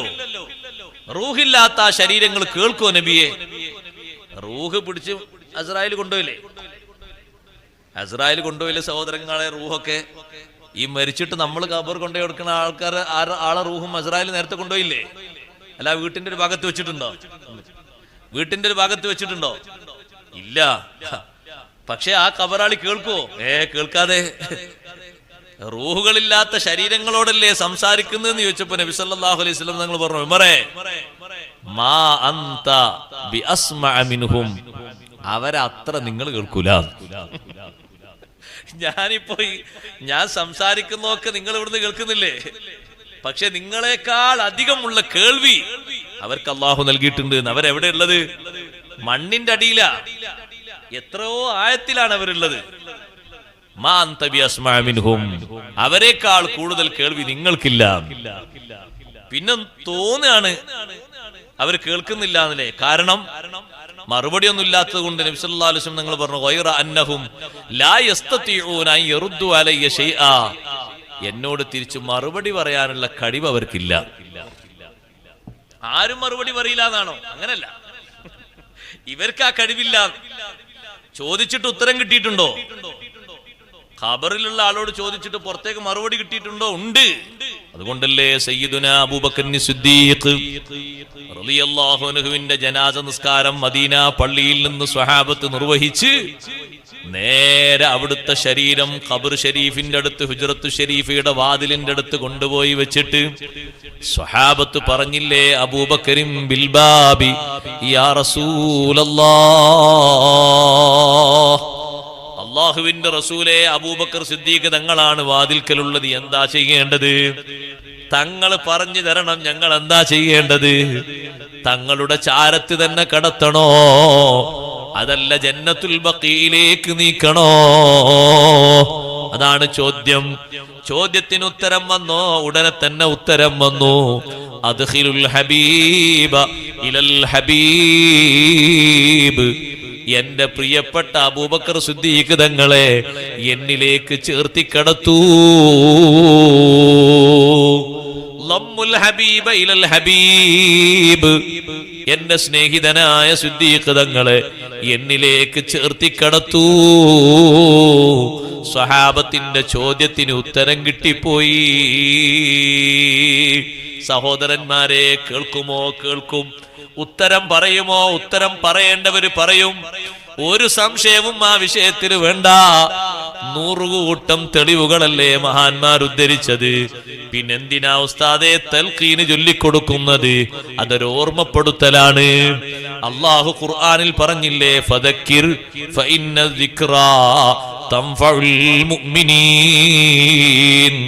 ഓർമ്മപ്പെടുത്തി കൊടുക്കണം, അത് വിശ്വാസികൾക്ക് ഫലം ചെയ്യും. അങ്ങനെ ചുറ്റുഭാഗത്തും ആളുകൾ കൂടി നിന്നിട്ട് ഒന്നും ഓർമ്മപ്പെടുത്തി കൊടുക്കാതെ അവർ ചുറ്റുഭാഗത്തും നിന്നാൽ തന്നെ മറുപടി പറയാൻ കിട്ടുന്നാണ് ബഹുമാനപ്പെട്ട അംർ ബിൻ ആസ് റളിയല്ലാഹു അൻഹു പറഞ്ഞത്. അംർ ബിൻ ആസ് റളിയല്ലാഹു അൻഹു മരണം ആസന്നമായപ്പോ ചുറ്റും കൂടി നിൽക്കുന്ന സ്വഹാബിമാരുണ്ട്, മക്കളുണ്ട്, പേരക്കുട്ടികളുണ്ട്, എല്ലാവരോടും പറഞ്ഞു. ഇമാം മുസ്ലിം റഹ്മഹുല്ല റിപ്പോർട്ട് ചെയ്ത ഹദീസ്. എല്ലാവരോടും പറഞ്ഞു, ഞാൻ മരിച്ചു കഴിഞ്ഞാൽ നിങ്ങൾ എന്നെ കുളിപ്പിച്ച് നിസ്കരിച്ചിട്ട് നേരെ ഖബറിൽ കൊണ്ടുപോയി വെക്കും. വശന്നു അലയ്യ തുറാബ ശന്നാ, എന്റെ മേല് നിങ്ങൾ മണ്ണ് വാരിയിടും. അങ്ങനെ എന്റെ ഖബറൊക്കെ നിങ്ങൾ പൂർത്തിയാക്കിയാൽ പെട്ടെന്ന് നിങ്ങൾ പോയേക്കരുത്. അഖീമൂ ഹൗല ഖബരി, എന്റെ ഖബറിന്റെ ചുറ്റും നിങ്ങൾ നിൽക്കണം. എത്ര നേരം നിൽക്കണമെന്നാണ് ആ സ്വഹാബി പറഞ്ഞത്. മിസ്റിൽ ഭരണം നടത്തിയ വലിയ മഹാനുഭാവനാണ് അംർ ബിൻ ആസ് റളിയല്ലാഹു അൻഹു. നബി സല്ലല്ലാഹു അലൈഹി വസല്ലം തങ്ങൾക്ക് പല കാര്യത്തിലും വലിയ ഉപകാരം ചെയ്ത വലിയ സ്വഹാബി വര്യനാണ്. അവരാ പറയുന്നത്, എന്റെ ഖബറിന്റെ ചുറ്റും നിങ്ങൾ നിൽക്കണം. ഹദ്റമാതുൻ ഹറു ജസൂറുൻ വയുഖ്സമു ലഹ്മുഹാ, ഒട്ടകത്തിന്റെ മാംസം അറുത്ത് അത് കഷ്ണം കഷ്ണങ്ങളായി വീതം വെച്ച് ജനങ്ങളിലേക്ക് കൊടുക്കുന്ന അത്രയും നേരം എന്റെ ഖബറിന്റെ ചുറ്റുഭാഗത്തും നിങ്ങൾ നിൽക്കണം. ഏകദേശം ഇപ്പൊ സംവിധാനങ്ങളൊക്കെ കൂടുതൽ വന്നതുകൊണ്ട് ഒരമുക്കാ മണിക്കൂറൂന്ന് കൂട്ടിക്കോളൂ. ഒരു 4-5 ആളുകൾ ഒരുമിച്ച് പെട്ടെന്ന് പണിയെടുത്താൽ അത്ര സമയം വന്നേക്കും. അത് കഷ്ണങ്ങളാക്കി വീതം വെച്ച് ജനങ്ങൾക്ക് വീതിക്കുന്ന അത്രയും ടൈം എന്റെ ഖബറിന്റെ ചുറ്റും നിങ്ങളൊന്ന് നിൽക്കണം, പെട്ടെന്ന് പോകരുത്. അപ്പൊ ഏതായാലും ഖബറിലേക്ക് ഒരാളെ വെച്ച് പെട്ടെന്ന് ഇങ്ങനെ പോരാന്നുള്ളത് ഇസ്ലാമിക ശൈലിയല്ല എന്ന് മനസ്സിലായി. അവിടെ കുറച്ചു നേരം നിൽക്കണം. നിൽക്കുന്ന ആൾ ഇസ്തിഗ്ഫാർ ചെയ്യുന്നതിന് കുഴപ്പമുണ്ടോ? യാസീൻ സൂറത്തുന്നതിന് കുഴപ്പമുണ്ടോ? നല്ലതല്ലേ ഖുർആൻ ഓതുന്നത്. ഖുർആൻ ഓതുന്നിടത്ത് റഹ്മത്ത് ഇറങ്ങൂലേ? ഖുർആൻ ഓതുന്നിടത്ത് ബർക്കത്ത് ഇറങ്ങൂലേ? ദിക്ർ ചൊല്ലുന്നിടത്ത് റഹ്മത്ത് ഇറങ്ങൂലേ? ചൊല്ലിക്കോട്ടെ, യാസീൻ ഓതിക്കോട്ടെ, ഫാത്തിഹ ഓതിക്കോട്ടെ. ഏറ്റവും നല്ലതല്ലേ അത്? ഏറ്റവും നല്ല കലാം ഏതാ? ഖൈറുൽ കലാമി കലാമുല്ലാഹ്. ഏറ്റവും നല്ല കലാം അല്ലാഹുവിന്റെ കലാമാണ്. ഏറ്റവും നല്ല ദിക്ർ ലാ ഇലാഹ ഇല്ലല്ലാഹ് എന്ന ദിക്റാണ്. തഹ്ലീലിൽ നാൾ തഹ്ലീലിക്കോട്ടെ, ഖുർആൻ ഓതുന്ന ആൾ ഓതിക്കോട്ടെ, തടയാൻ പോകേണ്ട ആവശ്യമില്ല. ഖബറാളിക്ക് എത്ര വലിയ സന്തോഷാണ്. ചുറ്റും നിങ്ങൾ നിൽക്കണം, പെട്ടെന്ന് പോരരുത് എന്ന് മനസ്സിലായി. അപ്പൊ പെട്ടെന്ന് ഒരാളെങ്ങനെ മണ്ണിലേക്ക് വെച്ച് റെഡിയാക്കിയിട്ട് നീ തിരിച്ചു പോക, അത് ഇസ്ലാമികമായ ശൈലിയല്ല. നിങ്ങൾ ചുറ്റും നിൽക്കണം. എന്തിനാ നിൽക്കുന്നത്? ഇത്രയും നേരം നിൽക്കുന്നത് എന്തിനാണ്? ഒന്നാമതായി പറഞ്ഞു, അസ്തനിസബിക്കും, നിങ്ങൾ അവിടെ നിൽക്കുമ്പോ എനിക്കൊരു നേരം പോക്ക് കിട്ടാനാ. ഒറ്റക്കല്ലേ സഹോദരാ ബാപ്പ കിടക്കുന്നത്, ഒറ്റക്കല്ലേ ഉമ്മ കിടക്കുന്നത്. ഇന്നലെ വരെ ഉമ്മാന്റെ അടുത്ത് ആളുണ്ട്, ബാപ്പാന്റെ അടുത്ത് ആളുണ്ട്, കൂട്ടുകാരന്റെ അടുത്ത് കൂട്ടുകാരനുണ്ട്, ഭാര്യയുടെ അടുത്ത് ഭർത്താവുണ്ട്, ഭർത്താവിന്റെ അടുത്ത് ഭാര്യയുണ്ട്, മക്കളടുത്ത് ബാപ്പയും ഉമ്മയും ഉണ്ട്. ഇന്നോ അവര് ഒറ്റക്കാണ്. അവർക്കൊരു നേരം പോക്കിന് വേണ്ടി മുഅ്മിനീങ്ങൾ നിന്നു കൊടുക്കണം. ഹത്താ അസ്തനിസബിക്കും, നിങ്ങൾ ചുറ്റും നിൽക്കുമ്പോ എനിക്കൊരു നേരം പോക്ക് കിട്ടാനാണ്. അത് മാത്രമാണോ? അല്ല,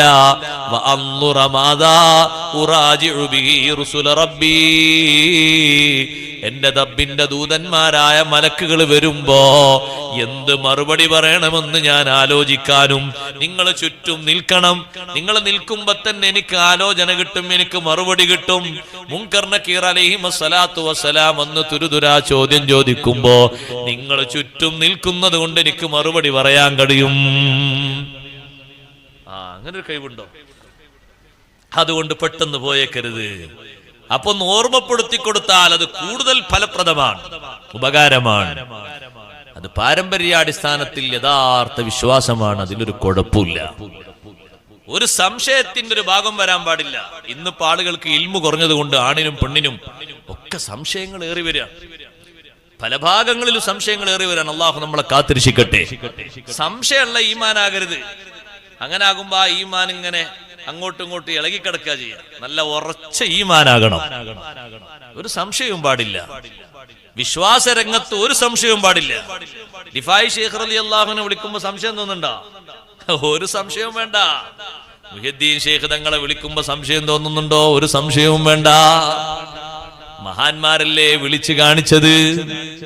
പണ്ഡിതന്മാരെ കൂട്ടത്തിൽ വലിയൊരു പണ്ഡിതനല്ലേ ഇമാമുൽ ആദം അബൂ ഹനീഫ റളിയല്ലാഹു തആല അൻഹു അല്ലേ മുത്തുനബി തങ്ങളെ വിളിച്ചത്. യാ സയ്യിദസ് സാദാതി ജിതുക ഖാസിദാ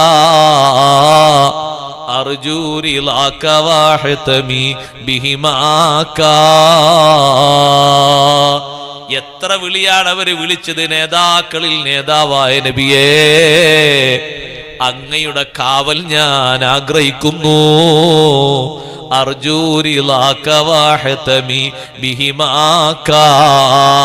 അങ്ങയുടെ പൊരുത്തം ഞാൻ ആഗ്രഹിക്കുന്നു നബിയേ. അങ്ങയുടെ പൊരുത്തം എനിക്ക് വേണം, അങ്ങയുടെ കാവൽ എനിക്ക് വേണം. ബഹുമാനപ്പെട്ട ഇമാമുൽ ആദം അബൂ ഹനീഫ തങ്ങളാ വിളിക്കുന്നത്. മഹാനവറുകളെ പോലെ ഒരു പണ്ഡിതൻ പിൽക്കാലത്ത് ചരിത്രത്തിൽ ലോകത്ത് വന്നിട്ടില്ല. സ്വഹാബിമാരെ കണ്ട് ജീവിച്ച മഹാനാണ് അബൂ ഹനീഫ റളിയല്ലാഹു അൻഹു. അവരാണ് മുത്തുനബി തങ്ങളെ വിളിക്കുന്നത്. യാ സയ്യിദസ് സഖലൈനി യാ കൻസൽ ഗിനാ ജുദിലി ബിജൂദിക വർലനി ബിരിളാക.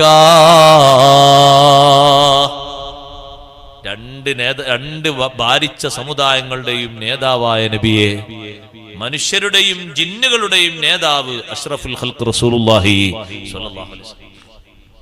ഒരു കാലത്തേക്ക് പരിമിതമായ നേതാവല്ല, ഒരു ഗോത്രത്തിലേക്ക് പരിമിതമായ നേതാവല്ല. എല്ലാ മനുഷ്യരിലേക്കും എല്ലാ ജിന്നുകളിലേക്കും അയക്കപ്പെട്ട റസൂൽ, അതാണ് നബി സല്ലല്ലാഹു അലൈഹി വസല്ലം. അവരെ വിളിച്ചുകൊണ്ട് പറയുന്നു, യാ സയ്യിദസ് സഖലൈനി യാ കൻസൽ ഗിനാ. ഐശ്വര്യത്തിന്റെ കേദാരമായ നബിയേ, തങ്ങൾ എന്നെ അനുഗ്രഹിക്കണം, അവിടുത്തെ തൃപ്തി എനിക്ക് തരണം നബിയേ. ഇന്നി ഫഖീറുൻ ഫിൽ വറാലി ഗിനാക. അബൂ ഹനീഫ റളിയല്ലാഹു അൻഹു വിളിച്ചെങ്കിൽ നമുക്കെന്താ വിളിക്കുന്നതിന് കുഴപ്പം? ഒരൊറ്റ ചിന്ത അങ്ങനെ മതി. എത്ര വലിയ പണ്ഡിതനാണ് അബൂ ഹനീഫ റളിയല്ലാഹു അൻഹു. അവര് വിളിച്ചില്ലേ ഏറ്റവും വലിയ നേതാവായ മുഹമ്മദുർ റസൂലുള്ളാഹി സ്വല്ലല്ലാഹു അലൈഹി വസല്ലം തങ്ങളെ വിളിച്ചില്ലേ? ഇനി എന്തിനാ സംശയം? മഹാന്മാരെ വിളിക്കുന്നതിന് എന്തിനാ സംശയം? ഒരു സംശയവും വേണ്ട. തായോട്ടുള്ള മഹാന്മാരൊക്കെ വിളിച്ചില്ലേ? എല്ലാരും വിളിച്ചു. സഹോദരങ്ങളെ, നിങ്ങൾ മരുഭൂമിയിൽ യാത്ര ചെയ്തവരുണ്ടോ? ഇതിൽ ഉണ്ടാകും, പലരുണ്ടാകും പ്രവാസികള്. മരുഭൂമിയിൽ ഒരാൾ ഒറ്റപ്പെട്ടു പോയാലുള്ള കഥ എന്തായിരിക്കും? കാരണം കടയില്ല, റോട്ടും അറിയില്ല, ആരും അറിയില്ല, ഒന്നും തിരിച്ചറിയില്ല. കയ്യിലെങ്ങാനും ഭക്ഷണവും മറ്റും ഇല്ലെങ്കിൽ കുറച്ചുകൂടി കഴിഞ്ഞാല് കെലിമ എല്ലിട്ടൊരു ഭാഗത്ത് ചുരുണ്ട് കിടക്കേണ്ടി വരും. മരുഭൂമിയിലെ ഗതി എങ്ങനെയാണ്? ആ മരുഭൂമിയിലൂടെ യാത്ര ചെയ്തുകൊണ്ടിരിക്കുന്നു ഇമാം നബവി റളിയല്ലാഹു അൻഹു അടക്കമുള്ള ഒരു കൂട്ടം ആളുകൾ. ഇമാം നബവി റളിയല്ലാഹു അൻഹു വലിയ പണ്ഡിതനല്ലേ, വലിയ മഹാനുഭാവനല്ലേ. ഇമാം നബവി റളിയല്ലാഹു അൻഹുവിന്റെ പാണ്ഡിത്യത്തിൽ ലോകത്തിൽ ആർക്കെങ്കിലും തർക്കണ്ട? ഇമാം നബവി റളിയല്ലാഹു അൻഹു പറയുന്നു, ഞങ്ങളൊരു കൂട്ടം ആൾക്കാർ യാത്ര ചെയ്യാണ്, വഴി തെറ്റിപ്പോയി. ആരുടെ വഴി വയ്ക്കുക? ഇന്നത്തെ ടവർ നോക്കേണ്ട ഉപകരണങ്ങളൊന്നും അന്നില്ല. എങ്ങോട്ടാണ് റൂട്ട് അടിച്ചു നോക്കേണ്ട മാർഗങ്ങളൊന്നും അന്നില്ല. പക്ഷെ ഇന്നത്തെക്കാളും വലിയ മാർഗം അന്നുണ്ട്.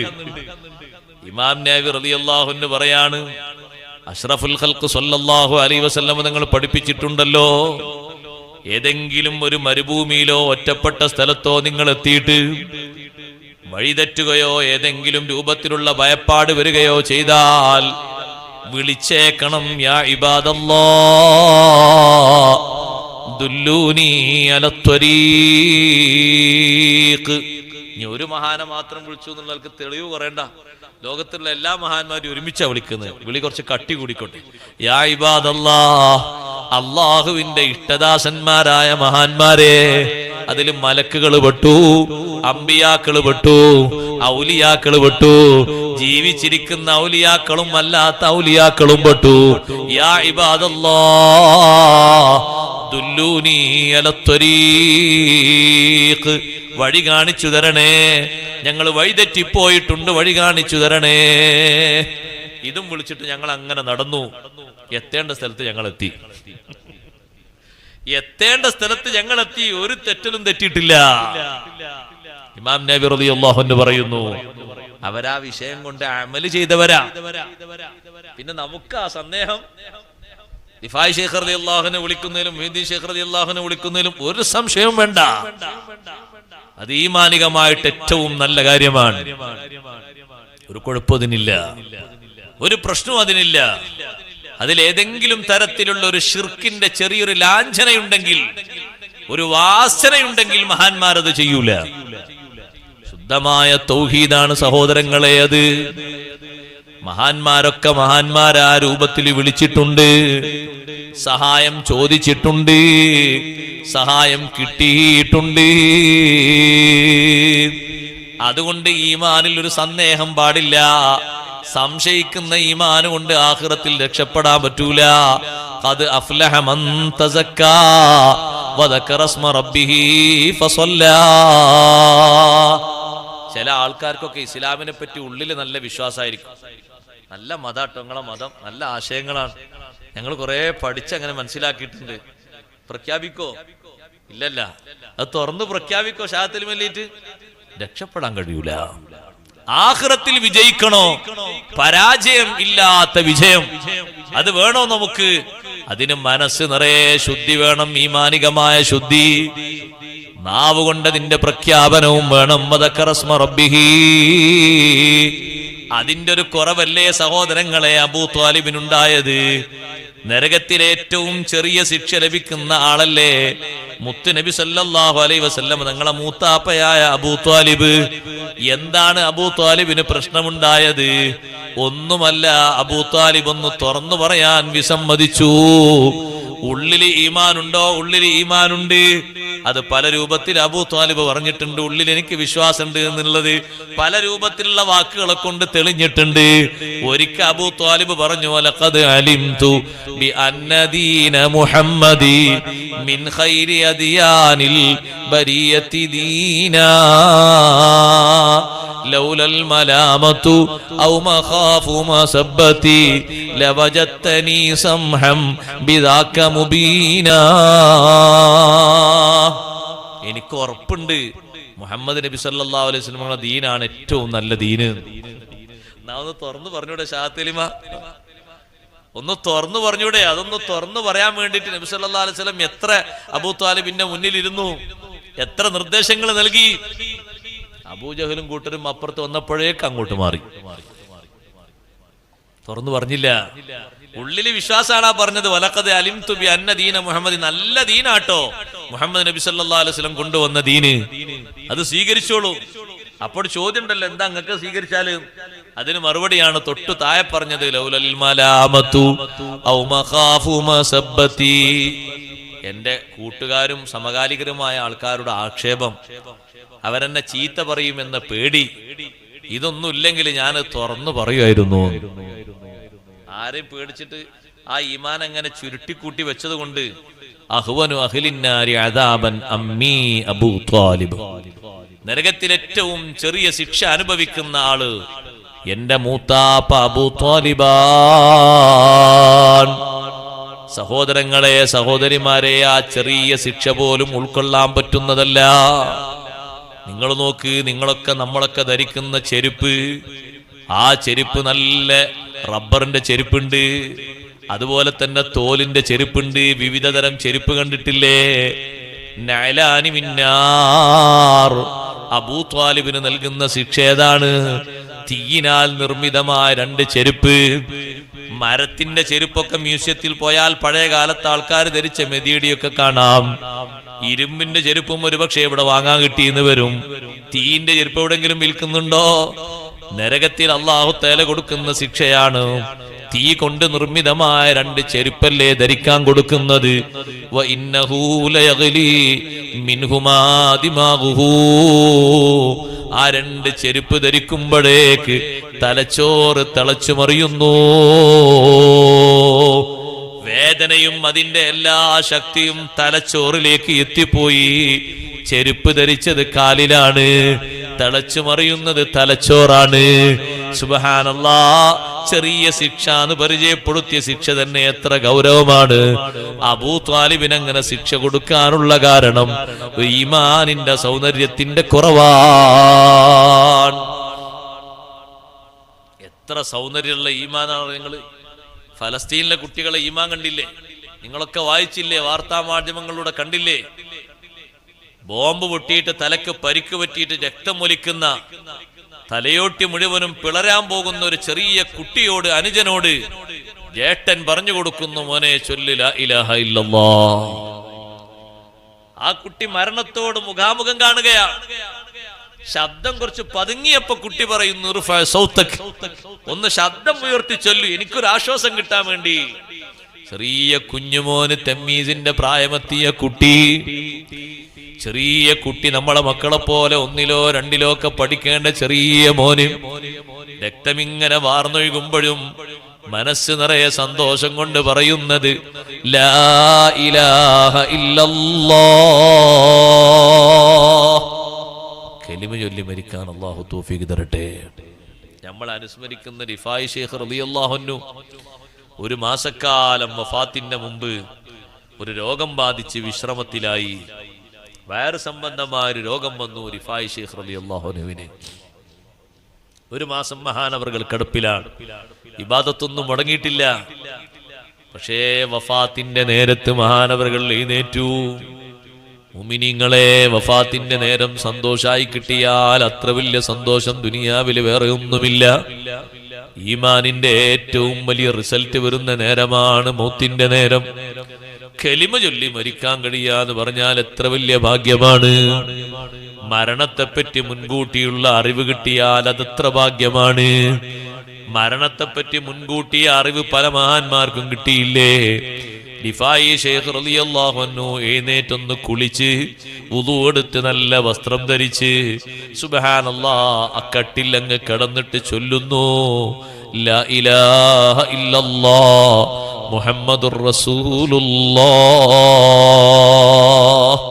അവസാനം മഹാനവറുകളിൽ നിന്ന് കേട്ട ശബ്ദം ഇതാണ്. അള്ളാഹു നമുക്ക് തൗഫീഖ് തരട്ടെ. അവരെ റാത്തീബും അവരെ അനുസ്മരണവും മറ്റുമൊക്കെ കഴിക്കുന്ന നമുക്ക് അവരുടെ മദദ് അള്ളാഹു എല്ലാ രംഗങ്ങളിലും നൽകുമാറാകട്ടെ. പ്രത്യേകിച്ച് മൗത്തിന്റെ നേരത്ത് അള്ളാഹു അവരുടെ സഹായം നൽകി അനുഗ്രഹിക്കുമാറാകട്ടെ. ഉമ്മമാരെ, ബഹുമാനപ്പെട്ട ഫാത്തിമ ബീവി റളിയല്ലാഹു അൻഹാ മരണം നേരത്തെ അറിഞ്ഞ മഹദിയാണല്ലോ. അഷ്റഫുൽ ഖൽഖ് മുഹമ്മദുർ റസൂലുള്ളാഹി സ്വല്ലല്ലാഹു അലൈഹി വസല്ലമ തങ്ങൾ അവസാനം റബീഉൽ അവ്വൽ 12-ന്റെ അന്ന് തിങ്കളാഴ്ച രാവിലെ സുബ്ഹിന്റെ ജമാഅത്തിന് വേണ്ടി സ്വഹാബിമാർ സൊഫ് സൊഫായി നിൽക്കുമ്പോ തങ്ങൾ പതുക്കെ വിരിയുടെ അടുത്തേക്ക് വന്നിട്ട് വിരിയൊന്ന് നീക്കിയിട്ട് മദീന പള്ളിയുടെ ഉള്ളിലേക്കൊന്ന് നോക്കിയപ്പോ മനസ്സ് നിറയെ സന്തോഷം വന്നുപോയി. 10 കൊല്ലം മുമ്പ് ഒരാളും നിസ്കരിക്കാത്ത സ്ഥലത്ത്, ഒരാളും സുജൂദ് ചെയ്യാത്ത സ്ഥലത്ത് ഇത്ര കണക്കിന് സ്വഹാബിമാര് സുബൈക്ക് തന്നെ വന്ന് സൊഫ് സൊഫായി നിസ്കരിക്കാൻ വേണ്ടി നിൽക്കുന്ന രംഗം കണ്ടപ്പോ മനസ്സ് നിറയെ സന്തോഷം വന്നുപോയി. തങ്ങളെ മനസ്സിന് ഏറ്റവും കുളിര് എപ്പോഴാണ്? ദുനിയാവിൽ ഏറ്റവും കൺകുളിർമ നിസ്കാരത്തിലാണെന്ന് അവിടെ നിന്ന് പറഞ്ഞില്ലേ? വജുഇലത്ത് ഖുർറത്തു ഐനി ഫിസ്സലാ. ഒരുപാട് നന്മകൾ എനിക്ക് സന്തോഷം നൽകുന്നതുണ്ട്. ദിക്ർ അതിൽപ്പെട്ടതാണ്, സ്വദഖ മറ്റൊന്നാണ്, ഖുർആനോത്ത് വേറൊന്നാണ്, സ്വാലിഹീങ്ങളെ കൂടെ ഇരിക്കുന്നത് വേറൊന്നാണ്, മുതല്ലിമീങ്ങളെ കൂടെ മദീന പള്ളിയിൽ നേരം ചെലവഴിക്കുന്നത് മറ്റൊന്നാണ്. ഇതൊക്കെ ഉണ്ടെങ്കിലും എൻ്റെ ജീവിതത്തിലെ ഏറ്റവും വലിയ കുളിര് വരുന്നത് നിസ്കാരത്തിലാണ്. നിസ്കാരം പോലൊരു അമല് വേറെയില്ലല്ലോ. ആ നിസ്കാരത്തിന് വേണ്ടി സ്വഫ് കെട്ടി നിൽക്കുന്നത് വിരി നീക്കിയിട്ട് തങ്ങളൊന്ന് കണ്ടപ്പോ വിരിയങ്ങ് നീക്കുമ്പോഴേക്ക് വല്ലാത്തൊരു വെളിച്ചം മദീന പള്ളിയുടെ ഉള്ളിലേക്ക് അടിച്ചു വീശുകയാണ്. അത് ഈ ലൈറ്റിന്റെ വെളിച്ചം പോലെയല്ല, സൂര്യന്റെ വെളിച്ചം പോലെയല്ല, ചന്ദ്രന്റെ വെളിച്ചം പോലെയല്ല, അതിനേക്കാളും മികവുള്ള പ്രകാശമല്ലേ. അന്ത ശംസുൻ അന്ത ബദറുൻ അന്ത നൂറുൻ ഫൗക നൂർ. അവിടുന്ന് സൂര്യനെ പോലെ എന്ന് പറഞ്ഞാൽ അതൊരു ബഹുമാനത്തിന് കുറവാകും, ചന്ദ്രനെ പോലെ എന്ന് പറഞ്ഞാൽ ബഹുമാനത്തിന് കുറവാകും. അന്ത നൂറുൻ ഫൗക നൂർ. എല്ലാ പ്രകാശത്തിനുമേലും പ്രകാശമാണ് അവിടുന്ന്, എല്ലാ വെളിച്ചത്തിനുമേലും വെളിച്ചമാണ് അവിടുന്ന്, എല്ലാ നൂറിനേക്കാളും മേലെ വലിയൊരു നൂറാണ് അവിടുന്ന്. ആ വെളിച്ചവും സുഗന്ധവും മദീന പള്ളിയിലേക്ക് അടിച്ചു വീശിയപ്പോ സ്വഹാബത്തിന്റെ മനസ്സിലൊരു നിറഞ്ഞ സന്തോഷം വന്നു. നബി സല്ലല്ലാഹു അലൈഹി വസല്ലം ഇമാമ് നിൽക്കാൻ വേണ്ടി വരികയാണോ? അവരുടെ മനസ്സിൽ നിറയെ സന്തോഷം വന്നപ്പോ മുന്നിലേക്ക് നിന്ന സിദ്ദീഖ് റളിയല്ലാഹു അൻഹുവിനെ അറിയിക്കാൻ വേണ്ടി അവർ ശ്രമം നടത്തുകയാണ്. തങ്ങൾ കൈകൊണ്ട് ഇങ്ങനെ ആംഗ്യം കാണിച്ചു, നിങ്ങൾ നിസ്കരിച്ചോളൂ എന്നുള്ളൊരു ആംഗ്യം. അവസാനം സ്വഹാബത്തിനെ കാണുന്നൊരു കാഴ്ച ഏതാണ്? ദുനിയാവിൽ അങ്ങനത്തെ ഒരു കാഴ്ച പിന്നീട് തങ്ങൾ കണ്ടിട്ടില്ല. വിരിയം നീക്കിയിട്ട് നബി സല്ലല്ലാഹു അലൈഹി വസല്ലം വീട്ടിൽ വെച്ച് നിസ്കരിക്കുന്നു. നിസ്കാരം കഴിഞ്ഞിട്ട് തങ്ങൾ വിശ്രമിക്കുന്നു. കുറച്ചുകൂടി നേരം കഴിഞ്ഞപ്പോ തങ്ങൾ ചോദിക്കുന്നു ആയിഷ ബീവിയോട്, എന്റെ മോള് ഫാത്തിമ ബീവി എവിടെ? ഫാത്തിമ റളിയല്ലാഹു അൻഹ എവിടെ എന്ന് ചോദിച്ചപ്പോഴേക്ക് ഫാത്തിമ ബീവി റളിയല്ലാഹു അൻഹ കൊണ്ടുവരാനുള്ള ശ്രമം. ഫാത്തിമ ബീവി റളിയല്ലാഹു അൻഹ വിളിച്ചാൽ കേൾക്കുന്ന അടുത്ത് തന്നെയാണ് ഫാത്തിമ ബീവി റളിയല്ലാഹു അൻഹയുടെ വീട്. ആ വീട്ടിൽ നിന്ന് ഫാത്തിമ ബീവി റളിയല്ലാഹു അൻഹ ഇറങ്ങി തിരിച്ചുപോയി. ആയിഷ റളിയല്ലാഹു അൻഹ പറയുന്നു, ഫാത്തിമ ബീവി ഇങ്ങനെ വരുന്ന വരവ് കണ്ടിട്ട് വകാനത്ത് ലാ തുഖ്തിഉ മിശിയതുഹാ മിൻ മിശിയത്തി റസൂലില്ലാഹി സ്വല്ലല്ലാഹു അലൈഹി വസല്ലമ ഖത്തു. ഫാത്തിമ ബീവിയുടെ നടത്തം ഒരൽപ്പം പോലും മുത്തുനബി തങ്ങളെ നടത്തത്തിൽ നിന്ന് മാറ്റമില്ല. അതേ നടത്തം. ആ നടത്തം ഇങ്ങനെ കണ്ടാ നബി സല്ലല്ലാഹു അലൈഹി വസല്ലം തങ്ങളെ ഓർമ്മ വരും. എങ്ങനെയാണോ ഹബീബായ തങ്ങൾ നടക്കുന്നത് അതേ നടത്തം, ആ ഒരൊറ്റ മോഡല് അങ്ങനെ മന്ദം വന്നു. ഫാത്തിമ ബീവി റളിയല്ലാഹു അൻഹ നബി സല്ലല്ലാഹു അലൈഹി വസല്ലം തങ്ങൾ അടുത്തിരുന്നു. സഹോദരിമാരുടെ ഭാഗത്തേക്ക് ബക്കറ്റ് വരുന്നുണ്ട്, നല്ല സ്വതക്ക അതിലിട്ട് കൊടുക്കണമെന്ന് പ്രത്യേകം അറിയിക്കുന്നു. ഫാത്തിമ ബീവി റളിയല്ലാഹു അൻഹ അടുത്ത് വന്നിരുന്നു. നബി സല്ലല്ലാഹു അലൈഹി വസല്ലം ഫാത്തിമ ബീവി റളിയല്ലാഹു അൻഹയെ ചേർത്തിരുത്തി. ഫാത്തിമ ബീവി റളിയല്ലാഹു അൻഹ തങ്ങൾക്കെന്തോ പറയാനുണ്ട് എന്നുള്ള അർത്ഥത്തിൽ ചേർന്നിരുന്നപ്പോ ആയിഷ റളിയല്ലാഹു അൻഹ കാണുന്നുണ്ട് ഈ കാഴ്ചകളൊക്കെ. ആയിഷ ബീവി റളിയല്ലാഹു അൻഹയുടെ വീട്ടിലാണല്ലോ തങ്ങൾ അന്ന് താമസിക്കുന്നത്. ഫാത്തിമ ബീവി റളിയല്ലാഹു അൻഹയെ കാതിന്റെ ഭാഗത്തേക്ക് വായയുടെ ഭാഗത്തേക്ക് അടുപ്പിച്ചു കൂട്ടിയിട്ട് കാതോരം തങ്ങൾ എന്തോന്ന് പറഞ്ഞു കൊടുത്തു. ആയിഷ റളിയല്ലാഹു അൻഹ ഉള്ളിൽ വെച്ചത് കാണുന്നു. ഫാത്തിമ ബീവി റളിയല്ലാഹു അൻഹ പൊട്ടി കരയുന്നു. കരച്ചിൽ ശമിപ്പിക്കാൻ കഴിയുന്നില്ല. വല്ലാതെ കരച്ചിൽ വന്നപ്പോ നബി സല്ലല്ലാഹു അലൈഹി വസല്ലം ഒന്നുകൂടി അണച്ചുകൂട്ടി പിടിച്ചിട്ട് രണ്ടാമതൊരു സ്വകാര്യം കൂടി പറഞ്ഞപ്പോ ഫാത്തിമ ബീവി റളിയല്ലാഹു അൻഹ ചിരിക്കുന്നു. ആയിഷ റളിയല്ലാഹു അൻഹ രണ്ടും കാണുകയാണ്. ആദ്യഘട്ടത്തിൽ നിറഞ്ഞ സങ്കടത്തോടെയുള്ള കരച്ചിലും കുറച്ചു നേരം കഴിഞ്ഞപ്പോ ഫാത്തിമ ബീവി റളിയല്ലാഹു അൻഹക്ക് വന്ന സന്തോഷവും രണ്ടും കണ്ടിട്ട് ഫാത്തിമ ബീവി റളിയല്ലാഹു അൻഹയോട് ചോദിക്കുന്നു, എന്തോ കാര്യമായൊരു സ്വകാര്യം പകർന്നു തന്നിട്ടുണ്ടല്ലോ, എന്താണത്? ആയിഷ റളിയല്ലാഹു അൻഹ അതിൽ പഠിക്കാൻ പറ്റുന്ന വല്ല ഇൽമും ഉണ്ട്.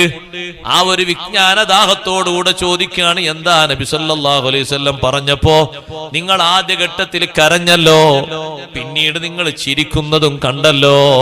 ഫാത്തിമ ബീവി റളിയല്ലാഹു അൻഹ പറഞ്ഞു, ഇന്നഹാ സിർറുൻ, അത് സ്വകാര്യമാണ്, അതുകൊണ്ട് ഇപ്പൊ പറയാൻ ഉദ്ദേശമില്ല.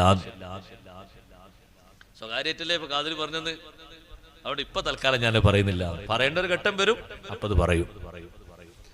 സ്വകാര്യ എന്ന് പറഞ്ഞിട്ട് പിന്നെ പറഞ്ഞു കൊടുത്തിട്ട് സ്വകാര്യമായിട്ട് ആരോടും പറയണ്ടെന്ന് പറഞ്ഞാൽ അങ്ങനെയല്ല സ്വകാര്യം ഉണ്ടാകല്. നമ്മളെ ചില ആൾക്കാരുടെ സ്വകാര്യം എങ്ങനെയാണ്, ഇത് സ്വകാര്യമാണ് നീ ആരോടും പറയണ്ട. അയാൾ വേറൊരാളും പറയും ഇത് സ്വകാര്യ നീ ആരോടും പറയണ്ട. ആ പറഞ്ഞ ആളെ മൂന്നാമത്തെ ആളോടും പറയും സ്വകാര്യമാണ് കേട്ടോ ആരോടും പറയണ്ട എന്ന് പറഞ്ഞാൽ ആദ്യത്തെ ആള് പറഞ്ഞു കൊടുത്തപ്പോ അങ്ങനെ പറഞ്ഞത് സ്വകാര്യമാണ് വേറെ ആരോടും പറയണ്ട. നിങ്ങൾക്കാരെ എനിക്കത് മറ്റേ ആള് സ്വകാര്യമായി പറഞ്ഞെന്നാണ്. രണ്ടാമത്തെ ആളിലേക്ക് അത് കൈമാറലോടുകൂടെ സ്വകാര്യം എന്നുള്ള മറ പോയി. അങ്ങനെ സ്വകാര്യം പറയാൻ പാടില്ലാത്ത സ്വകാര്യം ആരിലേക്കും കൈമാറരുത്. പറയുന്നതിൽ ഖൈറുണ്ട്, പറയാനൊരു സമയം അതിൽ ലിമിറ്റ് ഉണ്ട്, എന്നാൽ ആ സമയത്ത് അത് പറയണം. നബി സല്ലല്ലാഹു അലൈഹി വസല്ലം തങ്ങൾ ഫാത്തിമ ബീവി റളിയല്ലാഹു അൻഹ ഈ സ്വകാര്യം പറഞ്ഞ് കുറച്ചു നേരം അങ്ങോട്ട് മാറി നിന്നപ്പോ തങ്ങൾ ചോദിച്ചു ഹസൻ ഹുസൈൻ റളിയല്ലാഹു അൻഹും എവിടെ? പേരക്കുട്ടികളൊന്ന് കാണണം, അവരെവിടെ? അവരോടി വന്നു. രണ്ടുപേരെയും തങ്ങൾ മുത്തം വെച്ചു. അടുത്തിരുത്തിയിട്ട് അവരോട് സംസാരിക്കുന്നു. കുറച്ചുകൂടി നേരം കഴിഞ്ഞപ്പോ ഏകദേശം ഒരു ളുഹാന്റെ നേരമായി. ആയിഷ റളിയല്ലാഹു അൻഹയുടെ മടിത്തട്ടിലേക്ക് നബി സല്ലല്ലാഹു അലൈഹി വസല്ലം തങ്ങൾ പതുക്കെ ഒന്ന് ചാഞ്ഞു കിടക്കുമ്പോ തങ്ങൾക്ക് വഫാത്തിന്റെ നേരമായി എന്ന് ഫാത്തിമ ബീവി റളിയല്ലാഹു അൻഹ മനസ്സിലാക്കി. ഫാത്തിമ ബീവി റളിയല്ലാഹു അൻഹ വിതുമ്പി കരയുന്നു. വാ അബാ വാ കർബ അബതാ, എന്റെ ഉപ്പാക്ക് വന്നൊരു പ്രതിസന്ധിയുടെ നേരമാണല്ലോ ഇത്. വിഷമം പറഞ്ഞ് കരയുമ്പോ പറയുന്നു മോളെ വിഷമിച്ച് സങ്കടപ്പെട്ട് ഒന്നും പറയരുത്. ലൈസ അലാ അബീകി കർബും ബഅദൽ യൗം, ഇന്നത്തെ ദിവസത്തിന് ശേഷം നിങ്ങളെ ഉപ്പാക്കൊരു പ്രതിസന്ധിയുമില്ല. പോകുന്നത് യജമാനനായ റബ്ബ് സുബ്ഹാനഹു വ തആല ഒരുക്കിയ ഉന്നതമായ വിധാനത്തിലേക്കല്ലേ.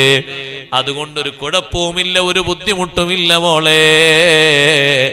അടുത്തുള്ള പാത്രത്തിൽ നിന്ന് വെള്ളം ഇങ്ങനെ തൊട്ട് നബി സല്ലല്ലാഹു അലൈഹി വസല്ലം നെറ്റിയിലേക്ക് മുഖത്തിലേക്ക് വെള്ളം കൊടയുന്നു. കുറച്ചുകൂടി നേരം കഴിഞ്ഞപ്പോഴതാ അബ്ദുറഹ്മാൻ റളിയല്ലാഹു അൻഹു അതുവഴി വന്നു. ആയിഷ ബീവി റളിയല്ലാഹു അൻഹയുടെ സഹോദരനാണ്. ആ അബ്ദുറഹ്മാൻ റളിയല്ലാഹു അൻഹുവിന്റെ കയ്യിലേക്ക് നബി തങ്ങൾ മാറി മാറി നോക്കുന്നു. കയ്യിലൊരു മിസ്വാക്ക് കാണുന്നു. ആയിഷ ബീവിക്ക് മനസ്സിലായി നബി തങ്ങൾക്ക് മിസ്വാക്ക് വേണമെന്നുണ്ട്, അതുകൊണ്ടാണ് ഈ നോട്ടം. ചോദിച്ചു നബിയെ മിസ്വാക്ക് വേണമോ? തങ്ങൾ തല കൊണ്ടിങ്ങനെ ആംഗ്യം കാണിച്ചു. അതേ എന്ന അർത്ഥത്തില് ആ മിസ്വാക്ക് ആയിഷ ബീവി റളിയല്ലാഹു അൻഹ വാങ്ങിയിട്ട് അത് ബ്രഷ് ചെയ്യാൻ പറ്റുന്ന രൂപത്തില് പല്ലിൽ വെച്ചിട്ടൊന്ന് ചവച്ച് അരച്ചു. എന്നിട്ട് ആ മിസ്വാക്ക് കൊണ്ട് നബി തങ്ങൾക്ക് ഇങ്ങനെ പല്ല് തേച്ചു കൊടുത്തു. ആ പല്ല് തേച്ചു കൊടുത്ത ശേഷം മുഹമ്മദുർ റസൂലുള്ളാഹി സ്വല്ലല്ലാഹു അലൈഹി വസല്ലം തങ്ങൾ പറയുന്നു ലാ ഇലാഹ ഇല്ലല്ലാഹ് ഇന്ന ലിൽ മൗതി ലസക്റാത്ത്, മരണത്തിന് വല്ലാത്ത നൊമ്പര വേദനയുണ്ടേ. അല്ലാഹു നമുക്ക് വലിയ സലാമത്ത് നൽകട്ടെ. നമ്മളോട് തങ്ങൾ ഓർമ്മപ്പെടുത്തുകയാണ് തങ്ങളെ മരണത്തിന് വേദനയുണ്ട് എന്നല്ല, മൊത്തത്തില് നമ്മളോട് വിളംബരപ്പെടുത്തിയതാണ് ഇന്നലിൽ മൗതി ലസക്കറാത്ത്, മരണം നന്നായി സൂക്ഷിക്കണം, മരണത്തിന് നല്ല നൊമ്പര വേദനകളുണ്ട്. ആർക്കും അത് ശുശ്രൂഷിച്ച് മാറ്റാൻ കഴിയൂല, ചികിത്സിച്ചിട്ട് ക്ലിയർ ആക്കാൻ കഴിയൂല. വേദന കുറച്ചു തരാൻ ഒരു മരുന്നും ലോകത്ത് ഒരു ഡോക്ടറും കണ്ടുപിടിക്കൂല. മരണത്തിന്റെ നേരത്ത് അല്ലാഹു നമുക്ക് എളുപ്പം നൽകുമാറാകട്ടെ. ഖൈറുമായി ബന്ധപ്പെടുന്ന നേരത്തുള്ള മൗത്ത് അല്ലാഹു നൽകുമാറാകട്ടെ. അപകട മരണങ്ങളെ തൊട്ടും അത്യാഹിതങ്ങളെ തൊട്ടും അല്ലാഹു കാത്തുരക്ഷിക്കുമാറാകട്ടെ. ഓ സഹോദരങ്ങളെ, ആയിഷ ബീവി റളിയല്ലാഹു അൻഹയുടെ മടിയിലേക്ക് ഒന്നുകൂടി തങ്ങൾ അമർന്ന് കിടന്നിട്ട് തങ്ങൾ പറയുന്നു അല്ലാഹുമ്മ അർറഫീഖൽ അലാ അർറഫീഖൽ അലാ. ആ ഒരു വർത്തമാനം കേട്ടപ്പോ ഫാത്തിമ ബീവി റളിയല്ലാഹു അൻഹ സങ്കടപ്പെട്ട് രണ്ട് കൈ കൊണ്ട് മുഖം ഇങ്ങനെ പൊത്തിപ്പിടിച്ചൊരു ഭാഗത്തേക്ക് മാറി നിന്നു. നബി സല്ലല്ലാഹു അലൈഹി വസല്ലം തങ്ങളുടെ ആ വിടവാങ്ങൽ കാണാൻ കഴിയാതെ ഫാത്തിമ റളിയല്ലാഹു അൻഹ ഒരു ഭാഗത്തേക്ക് മാറി നിന്നു. തങ്ങൾ എന്നേക്കുമായി ലോകത്തോട് വിട പറഞ്ഞു. അള്ളാഹുവിന്റെ സവിധത്തിലേക്ക് തങ്ങൾ നീങ്ങി. ഫാത്തിമ ബീവി റളിയല്ലാഹു അൻഹ ആയിഷ റളിയല്ലാഹു അൻഹയുടെ അടുത്തേക്ക് വരുന്നു. ആയിഷ റളിയല്ലാഹു അൻഹയോട് പറയുന്നു, തങ്ങളാ നേരത്ത് പറഞ്ഞത് ഞാൻ ഇപ്പോൾ പറഞ്ഞു തരാം, പറയാത്തതിൽ നിങ്ങൾക്കൊരു സങ്കടം വേണ്ട. തങ്ങൾ വഫാത്തായല്ലോ, അവിടുത്തെ സ്വകാര്യം അവിടുത്തെ ഹയാത്തിൽ തന്നെ പറയണ്ടെന്ന് കരുതിയിട്ടാ ഞാൻ മിണ്ടാതിരുന്നത്. ആദ്യമായി എന്നെ വിളിച്ച് എന്നെ അണച്ചുകൂട്ടി പിടിച്ച് എന്നോട് പകർന്നു തന്ന സ്വകാര്യം ഫാത്തിമ. എല്ലാ വർഷവും ജിബ്രീൽ അലൈഹിസ്സലാം എന്റെ അടുത്ത് വരാറുണ്ട്. വിശുദ്ധ റമളാനിൽ വന്നിട്ട് അതുവരെ ഇറങ്ങിയ ആയത്തുകൾ സൂറത്തുകൾ മൊത്തം ഓതി തരാറുണ്ട്. ഒരു തവണയാണ് ഇതുവരെയുള്ള കാലത്തൊക്കെ നിർവഹിച്ചത്. ഇക്കൊല്ലം അത് 2 പ്രാവശ്യം നിർവഹിച്ചിട്ടുണ്ട്. ഒരു പ്രാവശ്യമല്ല, 2 തവണ മുഴുവനായും എന്നെ ഓതി കേൾപ്പിച്ചിട്ടുണ്ട്. ഞാൻ മനസ്സിലാക്കുന്നത് അതുകൊണ്ട് എന്റെ അവധി അടുത്തുപോയി, അള്ളാഹുവിലേക്ക് എനിക്ക് പോകാൻ സമയമായി മോളെ. വലിയ നിഅമത്ത് അല്ലാഹു എനിക്ക് നൽകിയതാണ് ഖുർആൻ. ലോകത്തുള്ള ആളുകൾക്ക് മൊത്തം അല്ലാഹു തആല എന്നോട് ഓതിക്കൊടുക്കാൻ വേണ്ടി എന്നെ ഏൽപ്പിച്ച ദൗത്യമാണ് ഖുർആൻ. അത് 2 തവണ എനിക്ക് ഓതി തന്നതിൽ നിന്ന് ഞാൻ മനസ്സിലാക്കുന്നത് എന്റെ അവധി അടുത്തുപോയി. അത് കേട്ടപ്പോ എനിക്ക് നിയന്ത്രിക്കാൻ കഴിഞ്ഞില്ല, എനിക്ക് പിടിച്ചു നിൽക്കാൻ കഴിഞ്ഞില്ല. അല്ലാഹുവിന്റെ റസൂൽ സല്ലല്ലാഹു അലൈഹി വസല്ലം വേർപിരിയുകയോ എനിക്കത് ഓർക്കാൻ കഴിയാതെ ഞാൻ വിതുമ്പിക്കരഞ്ഞുപോയി. രണ്ടാമതെന്നെ അണച്ചുകൂട്ടി പിടിച്ചു പറഞ്ഞിട്ട്, മോളെ നീ പേടിക്കേണ്ടതില്ല, അമാ തർലാ അൻ തകൂനി സയ്യിദത നിസാഇ അഹ്ലിൽ ജന്ന. നാളെ സ്വർഗത്തിലെ സ്ത്രീകളുടെ വലിയ നേതൃപദവി നിനക്ക് അല്ലാഹു തരും മോളെ, അത് നിനക്ക് തൃപ്തിയില്ലയോ? ഞാൻ ഇവിടുന്ന് അല്ലാഹുവിലേക്ക് നീങ്ങിയാൽ എന്റെ അടുത്തേക്ക് ആദ്യമായി വന്നെത്തുന്നത് നീയാണ് മോളെ. അത് കേട്ടപ്പോ ഫാത്തിമ ബീവി റളിയല്ലാഹു അൻഹയ്ക്ക് സന്തോഷമായി. കുറെ കാലം മുത്തുനബി സല്ലല്ലാഹു അലൈഹി വസല്ലം തങ്ങള് കൂടെയില്ലാത്ത ഈ ദുനിയാവില്, തങ്ങളോടൊപ്പം ചേർന്ന് നിൽക്കാൻ കഴിയാത്ത ദുനിയാവിൽ കുറെക്കാലം ചെലവഴിക്കേണ്ട ആവശ്യമില്ലല്ലോ, ആഖിറത്തിലേക്ക് പോകാനുള്ള സമയം അടുത്തു എന്ന് പറഞ്ഞപ്പോ ഞാനാണ് ആദ്യമായി തങ്ങളടുത്തേക്ക് ചെല്ലുന്നതെന്ന് പറഞ്ഞപ്പോ എന്റെ മനസ്സിൽ സന്തോഷം. നേരത്തെയുള്ളൊരു അറിവ് കിട്ടി. തങ്ങളെ വഫാത്തിന്റെ ശേഷം മുതൽ ഫാത്തിമ ബീവി റളിയല്ലാഹു അൻഹ വഫാത്താകുന്നത് വരെ ഒരുക്കമാണ്. കൃത്യമായി പറയട്ടെ, 6 മാസക്കാലം വിശുദ്ധ റമളാനിലല്ലേ ഫാത്തിമ ബീവി റളിയല്ലാഹു അൻഹ വഫാത്തായത്? റമളാൻ 3-ന്. ഉമ്മമാരെ, പെങ്ങന്മാരെ, സഹോദരന്മാരെ, ഫാത്തിമ ബീവി ഒരുങ്ങുകയാണ്. ആ 6 മാസക്കാലത്തിനിടക്ക് ഒരൊറ്റ സമയത്തല്ലാതെ ഫാത്തിമ ബീവി ചിരിച്ചിട്ടില്ല. ആകെ ചിരിച്ചത് ഒരൊറ്റ നേരത്ത് മാത്രമാണ്. ബഹുമാനപ്പെട്ട അസ്മാ ബിൻത് ഉമൈസ് റളിയല്ലാഹു അൻഹാ ഫാത്തിമ ബീവിയെ കാണാൻ വേണ്ടി വീട്ടിലേക്ക് വന്നപ്പോ ഫാത്തിമ ബീവിന്റെ മുഖത്ത് വല്ലാത്ത ദുഃഖം തളം കെട്ടി നിൽക്കുന്നത് കണ്ടിട്ട് ചോദിച്ചു, എന്തേ വല്ലാത്ത ടെൻഷനിലാണല്ലോ? അതേ അസ്മായെ, ഞാൻ വല്ലാത്ത വിഷമത്തിലാണ്. ഞാൻ ആലോചിക്കുന്നത്, പടച്ചോനെ, ഞാൻ മരിച്ചുപോയാൽ എന്റെ ജനാസ കുളിപ്പിക്കുന്നതും ജനാസ കൊണ്ടുപോകുന്നതും ഒക്കെ ഇന്ന് നാട്ടിൽ നടക്കുന്ന രീതിയിലാകുമോ? അത് വലിയ സങ്കടമല്ലേ എന്നോർത്ത് ഞാൻ ചിന്തിക്കുകയാണ്. അപ്പൊ അസ്മാ ബിൻത് ഉമൈസ് റളിയല്ലാഹു അൻഹ പറഞ്ഞു, പേടിക്കേണ്ടതില്ല. എന്തേ? ഞാൻ ഹബശയിൽ പോയപ്പോ അവിടെ ഇങ്ങനെ മയ്യത്ത് കുളിപ്പിക്കുന്ന ഒരു പ്രത്യേക ഉപകരണം ഞാൻ കണ്ടു. ഫാത്തിമ ബീവി റളിയല്ലാഹു അൻഹ ചോദിക്കുകയാണ്, അതെങ്ങനെ? ആ മയ്യത്ത് കുളിപ്പിക്കുന്ന ആ ഉപകരണത്തിന്റെ ഉള്ളില് ഒരു മയ്യത്തിനെ കിടത്തിക്കഴിഞ്ഞാൽ പിന്നെ ഒരു ഭാഗത്തൊന്നും അതിന്റെ ഉള്ളിലേക്ക് കാഴ്ച ഉണ്ടാകൂല. ആ രൂപത്തിൽ കെട്ടിയുണ്ടാക്കിയ ഒരു ഉപകരണമാണ്, മരങ്ങളെ കൊണ്ട് കെട്ടിയുണ്ടാക്കിയൊരു. അപ്പൊ ഫാത്തിമ ബീവി റളിയല്ലാഹു അൻഹ ഒന്ന് ചിരിച്ചുകൊണ്ട് പറഞ്ഞു, അത് എനിക്കൊന്ന് കിട്ടണം, അത് എന്നെ അങ്ങനെ ആകണം കുളിപ്പിക്കേണ്ടത്. പുറത്ത് ഒരാളും കാണുന്ന ഒരു പരുവം എന്റെ ശരീരത്തിൽ നിന്നുണ്ടാകാൻ പാടില്ല. ഫാത്തിമ ബീവിന്റെ ഈമാന് കണ്ടോ സഹോദരിമാരെ? ഈമാനിന്റെ ഒരു പ്രധാനപ്പെട്ട ഘടകമാണ് ഹയാ. മറ്റുള്ളവർ കാണുന്നതിനുള്ള നാണം. നാണം എന്ന് പറഞ്ഞാൽ അവിടെ മനസ്സിലാവില്ലേ? മനസ്സിലാകും. നാണം.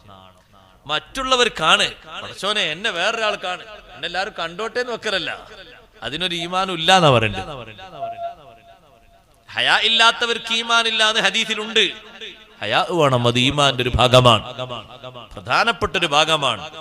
നാണുണ്ടാകണം. അന്യപുരുഷന്മാര് കാണുന്നതിന് നാണം. മറ സ്വീകരിക്കുന്നു. അവരങ്ങോട്ടും ഇങ്ങോട്ടും ഇങ്ങനെ നടക്കുന്ന, സാർവത്രികമായി അവർ പെരുമാറുന്ന കേന്ദ്രങ്ങളിലൊന്നും ഇറങ്ങിപ്പുറപ്പെടാൻ ഒരു മടിയും ഒരു നാണവും അത് ഈമാന്റെ ഭാഗമാണ്. ഫാത്തിമ ബീവി റളിയല്ലാഹുവിന്റെ ഹയാ കൊണ്ടാണ് ഞാൻ നിന്നെ കുളിപ്പിക്കുമ്പോ അത് ശരീരത്തിന്റെ ആ ഒരു അവസ്ഥ വേറെ ഏതെങ്കിലും ആണുങ്ങൾ അങ്ങോട്ട് വരൂല, ഏതെങ്കിലും ഒരു പെണ്ണ് കാണുന്ന ഒരു പരുവം അതൊരിക്കലും ഉണ്ടാകരുത്. അതുകൊണ്ട് അസ്മാ ബീവിയോട് പറഞ്ഞു, നിങ്ങളെ ഞാൻ ഏൽപ്പിക്കുന്നു, ആ ഹബശയിൽ കണ്ട ആ ജനാസ കുളിപ്പിക്കുന്ന ആ ഒരു ഉപകരണം ഇങ്ങോട്ട് കൊണ്ടുവന്ന് നല്ല മറവിലായിട്ട് എന്നെ കുളിപ്പിക്കണം. അതുപോലെ തന്നെ ഫാത്തിമ ബീവി പേടിച്ച മറ്റൊരു കാര്യമാണ്, നമ്മുടെ നാട്ടിലുള്ള മയ്യത്ത് കട്ടിൽ പോലെയുള്ള മയ്യത്ത് കട്ടിൽ അന്നില്ല. ഇന്നുള്ള മയ്യത്ത് കട്ടിലിന്റെ ഉള്ളിൽ കിടത്തി ആണിനെ കൊണ്ടുപോയാലും പെണ്ണിനെ കൊണ്ടുപോയാലും പുറത്താരും കാണൂല. അന്ന് സഹോദരന്മാരെ ഒരു നീണ്ട പലകയാണ്. ആ പലകയുടെ മേലെ കഫൻ ചെയ്ത മയ്യത്തിനെ കിടത്തും. എന്നിട്ട് അതിന്റെ മേലെ ഒരു വിരി വിരിക്കും. അങ്ങനെ വിരിച്ചാലും മരുഭൂമിയിലെ കാറ്റടിക്കുമ്പോ ആ വിരി ഒന്ന് ചുരുങ്ങിപ്പോയാൽ, ഒന്ന് ശരീരത്തോട് ഒട്ടിപ്പിടിച്ചു പോയാൽ എന്റെ ശരീരത്തിന്റെ ആകൃതിയും നീളവും വലിപ്പവും വണ്ണവും മറ്റുള്ളവർ കാണുമല്ലോ എന്നൊരു ഹയാഇന്റെ പേടി ഫാത്തിമ ബീവി റളിയല്ലാഹുവിനെ ബാധിച്ച പേടിയാണ്. ദുനിയാവിൽ ഇത്രയും ഹയാ സ്വീകരിച്ചത് കൊണ്ടാണ് ഉമ്മമാരെ നാളെ ആഖിറത്തിലെത്തുമ്പോ ഫാത്തിമ ബീവി പാലം കടക്കുന്ന നേരത്ത് മലക്കുകൾ ചെയ്യുന്നൊരു അനൗൺസ്മെന്റ് ഉണ്ട്. ജനങ്ങളോട് എല്ലാവരോടും വിളിച്ചു പറയുന്നൊരു വാക്കുണ്ട്, ഉള്ളൂ അബ്സാറഹും, ഒന്ന് കണ്ണ് ചിമ്മൂ ജനങ്ങളെ, ഫാത്തിമ ബീവി ഒന്ന് പാലം കടക്കട്ടെ. ഫാത്തിമ ബീവി റളിയല്ലാഹു അൻഹ സിറാത്തിലൂടെ ഒറ്റക്ക് മന്ദം മന്ദം നീങ്ങുമ്പോ ഒന്ന് കാണാൻ പോലും പെർമിഷൻ ഇല്ലാത്ത വിധം ഫാത്തിമ ബീവിക്ക് ഹൈ പവർ റബ്ബ് സുബ്ഹാനഹു വ തആല നൽകിപ്പോയി. അവിടുത്തെ ഈമാനികമായുള്ള ഹയാ ആണ്. ഞാൻ മരിച്ചാൽ എന്റെ അടുത്തേക്ക് നിങ്ങളാണ് ആദ്യം വരുന്നത് എന്ന് വിവരം കിട്ടിയ അന്നു മുതൽ ഫാത്തിമ ബീവി റളിയല്ലാഹു അൻഹ ഒരുക്കത്തിലാണ് സഹോദരന്മാരെ, മുന്നൊരുക്കത്തിലാണ്, വഫാത്തിന് വേണ്ടിയുള്ള ഒരുക്കത്തിലാണ്. ഭർത്താവായ അലി റളിയല്ലാഹു അൻഹു വിളിച്ചിട്ട് വസിയത്തൊക്കെ കൊടുക്കുന്നതിന് ഫാത്തിമ ബീവിക്ക് നല്ല സമയം കിട്ടിപ്പോയി. കണ്ടില്ലേ നിങ്ങൾ ആളുകൾ പെട്ടെന്ന് മരിച്ചു പോകുന്നത്? ബാധ്യതകൾ ഒരു ഭാഗത്തുണ്ട്, വസിയത്തുകളൊന്നും ചെയ്യാൻ കഴിഞ്ഞിട്ടില്ല, കാര്യമായ കാര്യങ്ങളൊന്നും നിർവഹിക്കാൻ കഴിഞ്ഞിട്ടില്ല. മരണത്തെ നേരത്തെ വായിക്കുന്നവർ, തിരിച്ചറിയുന്നവർ, എന്തൊരു സുഖമാണ് അവർക്ക് കിട്ടുന്നത്. വസിയത്തുകളൊക്കെ കൊടുക്കാനും കാര്യങ്ങളൊക്കെ നിർവഹിക്കാനും നല്ല എളുപ്പമല്ലേ അള്ളാഹു കൊടുക്കുന്നത്. ആ 6 മാസക്കാലം, റബീഉൽ അവ്വൽ കഴിഞ്ഞിട്ടുള്ള റമളാൻ വരെയുള്ള ആ ഒരു കാലം ഫാത്തിമ ബീവി റളിയല്ലാഹു അൻഹ തയ്യാറെടുക്കുന്നു, ഒരുങ്ങുന്നു. അസ്മാ ബിൻത് ഉമൈസ് റളിയല്ലാഹു അൻഹയെ വിളിച്ചിട്ട് പറയുന്നു, മയ്യത്ത് കുളിപ്പിക്കുന്ന യന്ത്രം കൊണ്ടുവന്നിട്ട് എന്റെ ഭർത്താവായ അലി റളിയല്ലാഹു അൻഹുവും നിങ്ങളുമല്ലാതെ മൂന്നാമത്തൊരാൾക്ക് അവിടെ പെർമിഷൻ ഇല്ല, ആർക്കും സമ്മതം കൊടുത്തുകൂടാ. ആയിഷ റളിയല്ലാഹു അൻഹ വന്നു, ഫാത്തിമ ബീവിന്റെ ജനാസ അങ്ങനെ കുളിപ്പിച്ചുകൊണ്ടിരിക്കുകയാണ്, എനിക്കൊന്ന് അങ്ങോട്ട് കയറണം എന്ന് പറഞ്ഞു. അബൂബക്കർ സിദ്ദീഖ് റളിയല്ലാഹു അൻഹു പറഞ്ഞു, പെർമിഷൻ ഇല്ല. ഫാത്തിമ ബീവി റളിയല്ലാഹു അൻഹ സമ്മതം തന്നിട്ടില്ല. അസ്മാ ബിൻത് ഉമൈസ് റളിയല്ലാഹു അൻഹക്കും അലി ബിൻ അബി ത്വാലിബ് റളിയല്ലാഹു അൻഹു സമ്മതം ഒക്കെ നേരത്തെ പറഞ്ഞു വെക്കാനുള്ള ഒരു സന്ദർഭം കിട്ടിയില്ലേ? അതൊരു ഭാഗ്യല്ലേ? അലി റളിയല്ലാഹു അൻഹു വിളിച്ചിട്ട് 3 വസിയത്താണ് ഫാത്തിമ ബീവി റളിയല്ലാഹു അൻഹ നൽകിയത്. അവരെ ബർക്കത്തുണ്ട്, അല്ലാഹു നമുക്ക് വിജയം നൽകുമാറാകട്ടെ. ഫാത്തിമ ബീവി റളിയല്ലാഹു അൻഹ 3 വസിയത്ത് കൊടുക്കുന്നു ഭർത്താവിനെ വിളിച്ചിട്ട്. അലി റളിയല്ലാഹു അൻഹു വിളിച്ചിട്ട് പെട്ടെന്നുള്ള കാര്യങ്ങളൊക്കെ ചെയ്തു തീർക്കുമ്പോഴേക്കന്നെ അലി റളിയല്ലാഹു അൻഹു ചോദിക്കുന്നുണ്ട്, എന്താണ് ഇത്ര തിരക്ക്? തിരക്ക് മറ്റൊന്നുമല്ല, എന്റെ യാത്രക്ക് നേരമായി, എന്റെ ഉപ്പ എന്നോട് അടുത്തേക്ക് ആദ്യം വരാനുള്ളത് നിങ്ങളാണെന്ന് പറഞ്ഞതിന് സമയം വന്നുപോയി. അതുകൊണ്ട് നിങ്ങളോട് എനിക്ക് 3 വസിയ്യത്ത് നിർവഹിക്കാനുണ്ട്. ഒന്നാമതായി നിങ്ങളോട് ഞാൻ പറയുന്ന വസിയ്യത്ത് എന്താണെന്നറിയോ? എന്നെ മറവ് ചെയ്യേണ്ടത് നിങ്ങളെ കൈകൊണ്ടാണ്. മറ്റൊരാളെന്റെ ശരീരം ഖബറിലേക്ക് വാങ്ങിവെച്ചുകൂടാ. നിങ്ങളാകണം എന്നെ മറവ് ചെയ്യേണ്ടത്. ഖബറിലേക്ക് ഇറങ്ങിയിട്ട് അലി റളിയല്ലാഹു അൻഹു അല്ലേ കാര്യം നിർവഹിച്ചത്. രണ്ടാമത്തൊരു കാര്യം നിങ്ങളോട് ഞാൻ പറയട്ടെ. നിങ്ങൾ എന്റെ സഹോദരിയുടെ മകളുണ്ട് ഉമാമ. ആ ഉമാമത്തിനെ കല്യാണം കഴിക്കണേ. ഞാനങ്ങ് പിരിഞ്ഞു പോയാൽ നിങ്ങൾ ഒറ്റത്തടിയായി ജീവിക്കരുത്. എന്റെ മക്കളോട് വലിയ വാത്സല്യമുള്ളൊരു പെണ്ണാണത്. എന്റെ സഹോദരിയായ സൈനബ് ബീവിയുടെ മകളാണ്. ആ ഉമാമത്തെന്ന് പറയുന്ന പെണ്ണിനെ റളിയല്ലാഹു അൻഹയെ നിങ്ങൾ വിവാഹം ചെയ്യേക്കണേ. അതിന് ഒന്നും നിങ്ങൾ മറന്നുകൂടാ. സുബ്ഹാനല്ലാഹ്. അലി ഇബ്നു അബീ ത്വാലിബ് റളിയല്ലാഹു അൻഹു ചോദിക്കുന്നു, ഉമാമത്തിനെ ഞാൻ കല്യാണം കഴിക്കണോ? അതേ, നിങ്ങൾ കല്യാണം കഴിക്കണം. എന്റെ മക്കളെ കുറിച്ചുള്ള നല്ല തിരിച്ചറിവും നല്ല വാത്സല്യവും എന്റെ സഹോദരിയുടെ മകൾക്കുണ്ട്. അവരോട് നല്ല വിനയത്തോടെ ഒരു മാതാവിന്റെ സ്ഥാനത്ത് നിന്ന് പെരുമാറാനുള്ള നല്ല ഭംഗിയും നല്ല സൗന്ദര്യവും അല്ലാഹു അവർക്ക് കൊടുത്തിട്ടുണ്ട്. അതുകൊണ്ട് നിങ്ങൾ വിവാഹം ചെയ്തേക്കണേ. അലി ഇബ്നു അബീ ത്വാലിബ് റളിയല്ലാഹു അൻഹുവിനോട് ഫാത്തിമ ബീവി റളിയല്ലാഹു അൻഹ കൊടുക്കുന്ന നിർദ്ദേശമാണ്. പിന്നെ പറയുന്നു, പ്രിയപ്പെട്ടവരെ, എന്ത് കാര്യത്തിലും ഞാൻ നിങ്ങളോട് ഏതെങ്കിലും തരത്തില് എന്തെങ്കിലും ഒരു പെരുമാറ്റം നിങ്ങൾക്ക് തൃപ്തിപ്പെടാത്തതുണ്ടെങ്കിൽ മാപ്പാക്കണം. നിങ്ങൾ എനിക്ക് പൊരുത്തപ്പെട്ടു തരണേ. അങ്ങോട്ടും ഇങ്ങോട്ടും പൊരുത്തപ്പെടിക്കാനുള്ളൊരു സന്ദർഭം റബ്ബ് സുബ്ഹാനഹു വ തആല നൽകുമ്പോ രണ്ടുപേരും ജീവിതത്തിന്റെ 2 ഭാഗങ്ങളിലേക്ക് മാറുന്നത് പൊരുത്തം സമ്പാദിച്ചുകൊണ്ടാണ്. മറ്റൊരു വസിയ്യത്ത് കൂടി നിങ്ങളോട് എനിക്ക് പറയാനുണ്ട്.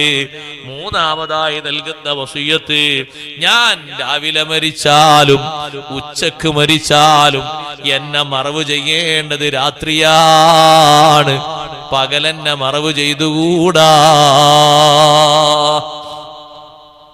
ഇപ്പൊ നാട്ടിലുണ്ട് ചില സമ്പ്രദായം. സൗകര്യമാണെങ്കിൽ എന്തെങ്കിലും നല്ല ലൈറ്റിന്റെ സൗകര്യമൊക്കെ ഉണ്ട്. ഖബറിന്റെ ഉള്ളിലേക്ക് കാണാൻ പറ്റിയ ലൈറ്റൊക്കെ ഉള്ള സൗകര്യമാണ്. മരണപ്പെട്ട് കഴിഞ്ഞാൽ കാര്യമായിട്ട് ഈ മയ്യത്തിന്റെ ബന്ധുക്കളാരും എത്തിപ്പെടണം എന്ന നിർബന്ധമായ ആവശ്യങ്ങളോ മറ്റു സാഹചര്യങ്ങളോ ഇല്ലെങ്കിൽ പെട്ടെന്ന് വൈകിക്കാതെ മറവ് ചെയ്യുന്നതാണ് നല്ലത്. രാത്രി മറവ് ചെയ്യുന്നതിന് കറാഹത്തൊന്നുമില്ല, ഉണ്ടോ? ഇല്ല. രാത്രി മറവ് ചെയ്യപ്പെട്ട മഹാന്മാർ എത്ര ആൾക്കാരുണ്ട്. വദുഫിന അബൂബക്കറിൻ ലൈലൻ, അബൂബക്കർ റളിയല്ലാഹു അൻഹു മറവ് ചെയ്യപ്പെട്ടത് രാത്രിയാണ്. ലോകത്തെ ഏറ്റവും വലിയ വലിയാണ്, ഔലിയാക്കളിൽ 1-ാം സ്ഥാനത്തുള്ള മഹാനാണ് അബൂബക്കർ സിദ്ദീഖ് റളിയല്ലാഹു അൻഹു. അവരെ ഖബറിലേക്ക് വെച്ചത് രാത്രിയാണ്. ഇത് വൈകുന്നേരമോ ഉച്ചക്കോ മരിച്ചിട്ട് നാളെ രാവിലെ ആകുമ്പോഴേക്ക്, അപ്പൊ ഈ മയ്യത്തിന്റെ അടുത്ത് കുറച്ച് ആൾക്കാർ ഓതാൻ വേണ്ടി ഇരുന്നാൽ കുറച്ചുകൂടി കഴിഞ്ഞിട്ട് അവരെ കയ്യിലുള്ള ഖുർആനൊക്കെ മയ്യത്തിന്റെ മേലേക്ക് വീഴാണ്. ഉറക്കം വന്നിട്ട് അവരും ക്ഷീണിക്കാണ്. അങ്ങനെ ഒരു കാത്തിരിപ്പിന്റെ ആവശ്യം ഇല്ല. സൗകര്യങ്ങളും സംവിധാനങ്ങളൊക്കെ ഉണ്ടെങ്കിൽ, വേറെ ബുദ്ധിമുട്ടുകളും കാര്യങ്ങളൊന്നും ഇല്ലെങ്കിൽ നല്ലത് താമസിപ്പിക്കാതെ തന്നെ മറവ് ചെയ്യലാണ്. എത്തേണ്ട ഒരു അടുത്ത ബന്ധുണ്ട്, ചിലപ്പോൾ അവരെ കാത്തിട്ട് കുറച്ചു നേരം വെയിറ്റ് ചെയ്യേണ്ടി വരും. മകനാണ്, കുറച്ച് ദൂരത്താണ് ജോലിക്കുള്ളത്, പാപ്പാന്റെ ജനാസസ്കരിക്കാൻ നേതൃത്വം നൽകാനൊക്കെ ഉള്ള ആളല്ലേ, കുറച്ച് നമ്മൾ താമസിപ്പിക്കേണ്ടി വരും. അല്ല, എല്ലാവരും നാട്ടിലുണ്ട്, പിന്നെയും നാളത്തേക്ക് നീട്ടി വെക്കേണ്ട ആവശ്യമില്ല. നേരെ തന്നെ മറവ് ചെയ്യലാണ് നല്ലത്. രാത്രി സമയത്താണ് ഫാത്തിമ ബീവി റളിയല്ലാഹു അൻഹയെ മറമാടാൻ വേണ്ടിയിട്ട് വസിയ്യത്ത് ചെയ്തത്. ഫാത്തിമ ബീവി റളിയല്ലാഹു അൻഹ മരിക്കുന്നത് നബി സല്ലല്ലാഹു അലൈഹി വസല്ലം വഫാത്തായതുപോലെ ദുഹാന്റെ സമയത്താണ്. വിശുദ്ധ റമളാൻ 3-ന്റെ പകലിലാണ്. ജനങ്ങളൊക്കെ തടിച്ചുകൂടിയപ്പോ അബൂ ദർറുൽ ഗിഫാരി റളിയല്ലാഹു അൻഹു പുറത്തു വന്നിട്ട് ജനങ്ങളോട് പറഞ്ഞു, നിങ്ങൾ പിരിഞ്ഞു പോകണം. മഗ്രിബിന് ശേഷമേ ജനാസ മറവ് ചെയ്യൂ. ഫാത്തിമ ബീവി റളിയല്ലാഹു അൻഹ കണ്ട കാഴ്ചപ്പാട് എന്താണെന്നറിയോ? രാത്രിയാകുമ്പോ സഹോദരങ്ങളെ ഈ കൊണ്ടുപോകുന്ന ജനാസയുടെ ശരീരം എത്ര കാറ്റടിച്ചിട്ട് ആ തുണി അങ്ങോട്ട് കൂടിപ്പോയാലും ആരും കാണൂലല്ലോ. രാത്രിയല്ലേ, ഇരുട്ടുണ്ടല്ലോ. പകലാകുമ്പോ പലരും കണ്ടേക്കുമല്ലോ. അങ്ങനെ സൂക്ഷ്മതയോടെ ജീവിച്ച മഹദിയാണ് ഫാത്തിമ ബീവി റളിയല്ലാഹു അൻഹാ. അവർക്ക് ഒരു തിരിച്ചറിവിന് അല്ലാഹു ഭാഗ്യം കൊടുത്തപ്പോ എല്ലാം ഒരുങ്ങിപ്പോകാൻ കഴിഞ്ഞു. അല്ലാഹു നമുക്ക് തൗഫീഖ് നൽകട്ടെ. മരണത്തെക്കുറിച്ചുള്ള മുന്നറിയിപ്പ് അനുഭവിക്കാനും തിരിച്ചറിയാനുള്ള കഴിവ് അല്ലാഹു തആല തരട്ടെ. ഹക്കുകളൊക്കെ വീട്ടിയിട്ട് മരിച്ചു പോകാനുള്ള തൗഫീഖ് അല്ലാഹു തരട്ടെ. ഈമാന് കാത്തു സൂക്ഷിക്കണം. ഖദ് അഫ്ലഹ മൻ തസക്കാ. ഇത് എല്ലാ ആളുകളോടും അല്ലാഹു പറഞ്ഞ നിർദ്ദേശമാണ്. ഖുർആനിൽ മാത്രമല്ല, ഇഞ്ചീലിലും ഉണ്ട്, സബൂറിലുമുണ്ട്, എല്ലാ ഏടുകളിലുമുള്ള വഅളാണ്. അതുകൊണ്ട് അതിന്റെ അവസാനം ഇന്ന ഹാദാ ലഫി സുഹുഫിൽ ഊലാ സുഹുഫി ഇബ്രാഹീമ വ മൂസാ. ഇത് പൂർവിക ഗ്രന്ഥങ്ങളിലൊക്കെ ഉണ്ട് ഈ വഅള്, ഈ 4 ആയത്ത്. അത് അഫ്ലഹ മൻ തസക്കാ വദക്കറ സ്മ റബ്ബിഹി ഫസല്ല ബൽ തുസിറൂനൽ ഹയാത്തദ് ദുനിയ വൽ ആഖിറത്തു ഖൈറും വഅബ്ഖാ. അത് അല്ലാഹു പറയാത്തൊരു കിതാബ് ഒരു ഏടുമില്ല. എല്ലാവർക്കും കൊടുത്ത വേള, നമ്മളോടും പറഞ്ഞ വേളാണ്. മനസ്സ് ശുദ്ധമാക്കണം. ഖദ് അഫ്ലഹ മൻ തസക്കാ. മനസ്സ് നല്ലോണം ക്ലിയർ ആക്കണം, മനസ്സ് വൃത്തിയാക്കണം. മനസ്സിന്റെ രോഗങ്ങളൊന്നും കെട്ടിവെക്കരുത്. മനസ്സിൽ വൈരാഗ്യമോ വിദ്വേഷമോ വെച്ചുകൂടാ. വെറുപ്പിന്റെ സ്വഭാവങ്ങൾ മനസ്സിൽ കാത്തു സൂക്ഷിച്ചുകൂടാ. വേദനിപ്പിക്കുന്ന ശബ്ദങ്ങളും മറ്റൊക്കെ മനസ്സിൽ കാത്തു സൂക്ഷിച്ചുകൂടാ. വൈരാഗ്യത്തിന്റെ ചിന്തകൾ മനസ്സിൽ എടുത്തു വെച്ചുകൂടാ. നല്ല നിലക്ക് മനസ്സ് ശുദ്ധീകരിക്കണം. വദക്കറ സ്മ റബ്ബിഹി. അല്ലാഹുവിന്റെ നാമം എപ്പോഴും ഓർക്കണം. ദിക്ർ എപ്പോഴും പതിവാക്കണം. ദിക്റിന്റെ കൂട്ടത്തിൽ വലിയ ദിക്റാണ് എണ്ണി പറയുന്നത്. ഫസല്ല, നിസ്കരിക്കുകയും വേണം. വലിയ ദിക്റാണ് നിസ്കാരം. നിസ്കരിക്കണം. അത് മനസ്സ് ശുദ്ധിയാകാൻ പ്രധാനപ്പെട്ട ഒരു കാരണമാണ് നിസ്കാരം. അല്ലാഹു നിസ്കാരം നിലനിർത്തുന്നവരിൽ നമ്മെയും നമ്മുടെ കുടുംബക്കാരെയും ബന്ധുക്കളെയും ഒക്കെ അല്ലാഹു പെടുത്തി തെരുമാറാകട്ടെ. നിസ്കരിക്കണം. നിസ്കാരം മനസ്സിനെ ശുദ്ധമാക്കാനുള്ള പ്രധാനപ്പെട്ട ഒരു കാരണമാണ്. ഖദ് അഫ്ലഹ മൻ തസക്കാ. മനസ്സ് ശുദ്ധീകരിച്ചവൻ നന്നായി പോയി, വിജയിച്ചു പോയി. മനസ്സിൽ നല്ല ശുദ്ധി വേണം. ദുനിയാവിന്റെ അലച്ചയുണ്ടാകരുത് എപ്പോഴും. തൊട്ട് താഴെ അല്ലാഹു പറയുന്നു, ഇങ്ങനൊക്കെ നിങ്ങളോട് വഅദ് പറഞ്ഞാലും നമ്മളോട് പറയാണ്, ബൽ തുസിറൂനൽ ഹയാത്തദ് ദുനിയാ. നിങ്ങൾ പരിഗണന കൊടുക്കുന്നത്, നിങ്ങൾ മുൻഗണന കൊടുക്കുന്നത് ഭൗതിക ജീവിതത്തിനോടാണ്. ഓരോ ബാപ്പമാരോടും ഉമ്മമാരോടും ഞാൻ പറയട്ടെ, ആഖിറത്തിലേക്കുള്ള സമ്പാദ്യം മക്കളിൽ വേണം. ആഖിറത്തിലേക്കുള്ള സമ്പാദ്യം കുടുംബങ്ങളിൽ വേണം. നമ്മുടെ സമ്പത്തിൽ വേണം, ആരോഗ്യത്തിൽ വേണം, എല്ലാറ്റിലും ആഖിറത്തിലേക്ക് സമ്പാദ്യം വേണം. മക്കൾ മുഴുവനും ദുനിയാവിന് വേണ്ടി, സമ്പത്ത് മുഴുവനും ദുനിയാവിന് വേണ്ടി, ആരോഗ്യം മുഴുവനും ദുനിയാവിന് വേണ്ടി. പിന്നെ ആഖിറത്തിൽ എന്താ ഉള്ളത്? ബൽ തുസിറൂനൽ ഹയാത്തദ് ദുനിയാ. എല്ലാ നിലക്കും നിങ്ങൾ പ്രാമുഖ്യം നൽകുന്നത് ഭൗതിക ജീവിതത്തോടാണ്. വല്ലാഖിറത്തു ഖൈറും വഅബ്ഖാ. ഏറ്റവും ഉത്തമമായ ലോകം, എന്നെന്നും നിലനിൽക്കുന്ന ലോകം, അത് പരലോകമാണ്. ദുനിയാവ് നശിക്കാനുള്ളതാണ്. കോടീശ്വരന്മാർ ഈ ദുനിയാവെന്ന് പോയില്ലേ, ഒരു നയാ പൈസയും അവർ കൊണ്ടുപോയിട്ടില്ലല്ലോ. ലോകം കണ്ട വലിയ മുതലാളിയല്ലേ ഖാറൂൻ മുതലാളി. ഒരു ദിർഹം പോലും അയാൾ ഭൂമിയിലേക്ക് ആയിന്ന് പോയപ്പോ കൊണ്ടുപോകാൻ കഴിഞ്ഞില്ല. എത്ര കോടിക്കണക്കിനാണ് അല്ലാഹു അദ്ദേഹത്തിന് കൊടുത്തത്. പക്ഷേ ഭൂമി വിഴുങ്ങിപ്പോയി. ഇന്നും ഭൂമിയിലേക്കാൾ അങ്ങനെ താഴ്ന്നുകൊണ്ടിരിക്കാന്ന അഷ്റഫുൽ ഖൽഖ് സല്ലല്ലാഹു അലൈഹി വസല്ലം പറഞ്ഞു. ഖിയാമത്ത് നാൾ വരെ താഴ്ന്നുകൊണ്ടിരിക്കുകയാണ്. അപ്പൊ എങ്ങോട്ടാണ് പോകുന്നത്? ഭൂമി വിഴുങ്ങി താഴോട്ട് വലിച്ചു. ധിക്കാരം മൂത്തത് കൊണ്ട് അല്ലാഹു തആല ഭൂമിയിലേക്ക് താഴ്ത്തിപ്പോയി. സാമ്പത്തികമായ രംഗത്തുള്ള ധിക്കാരം, നന്മകളെ മുഴുവനും തോൽപ്പിക്കാൻ വേണ്ടി ആളെ പ്രേരിപ്പിച്ചു. മൂസാ നബി അലൈഹിസ്സലാമിനെ താറടിക്കാനും അള്ളാഹുവിന്റെ നിയമങ്ങളെ ലംഘിക്കാനും അയാൾക്ക് മുതൽക്കൂട്ടായി. ദുന്യാവിന്റെ കയ്യിലുണ്ടല്ലോ, നിന്റെ മേലെ ഒരു പരുന്തും പറക്കൂലാന്ന് അയാൾ തീരുമാനിച്ചപ്പോ എല്ലാ പരുന്തിനെയും തളർത്തിയിട്ട് അള്ളാഹു തായോട്ടങ്ങോട്ട് താഴ്ത്തി. അയാളെയും അയാളെ കൊട്ടാരത്തെയും ഒന്നടങ്കാണ് അള്ളാഹു താഴ്ത്തിയത്. ഖുർആൻ പറയുന്നുണ്ട്, ആ കൊട്ടാരത്തിലല്ലേ നിക്ഷേപങ്ങൾ മുഴുവൻ ഉള്ളത്. അയാൾക്ക് അള്ളാഹു നൽകിയ നിധിശേഖരങ്ങളുടെ താക്കോലുകൾ തന്നെ ഒട്ടകപ്പുറത്ത് ചുമക്കാൻ മാത്രമുണ്ട്. ഒരൊട്ടകം താക്കോൽ ചുമക്കുകയാണെങ്കിൽ തന്നെ എത്ര ഉണ്ടാവും? അപ്പൊ ഖജനാവിൽ എത്ര ഉണ്ടാവും? അല്ലാഹു കണക്കൂട്ടാൻ കഴിയും. അങ്ങനെ അല്ലാഹു തആല പറഞ്ഞു. കൃത്യമായി ഒട്ടകത്തിന്റെ കണക്കൊന്നും പറഞ്ഞില്ല. വആതൈനാഹു മിനൽ കുനൂസി മാ ഇന്ന മഫാത്തിഹു ലതനൂ ബിൽ ഉസ്ബതി ഉലിൽ ഖുവ്വ. അതിശക്തന്മാരായ ഒരു സംഘം ആളുകൾക്ക് അല്ലെങ്കിൽ ഒട്ടകത്തിന് ചുമക്കാൻ മാത്രം താക്കോലുകളുള്ള നിധിശേഖരം കൊടുത്തിട്ടുണ്ട് ഖാറൂന്. ആ വീടിനെയും അല്ലാഹു ഭൂമിയിലേക്ക് താഴ്ത്തി. ഫഖസഫ്നാ ബിഹി വബിദാരിഹിൽ അർള്. സഹായിക്കാൻ ആരുണ്ടായത്?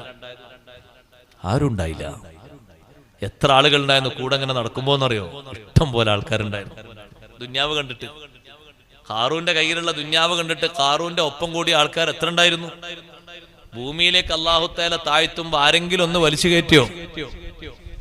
ആരെങ്കിലും ഒരാൾ അവിടെ സങ്കടപ്പെട്ട് എന്തെങ്കിലും പറഞ്ഞോ? എല്ലാവരും പേടിച്ചോടി, നമ്മളും താഴ്ത്തു പോകുമെന്ന് എഴുതിയിട്ട്.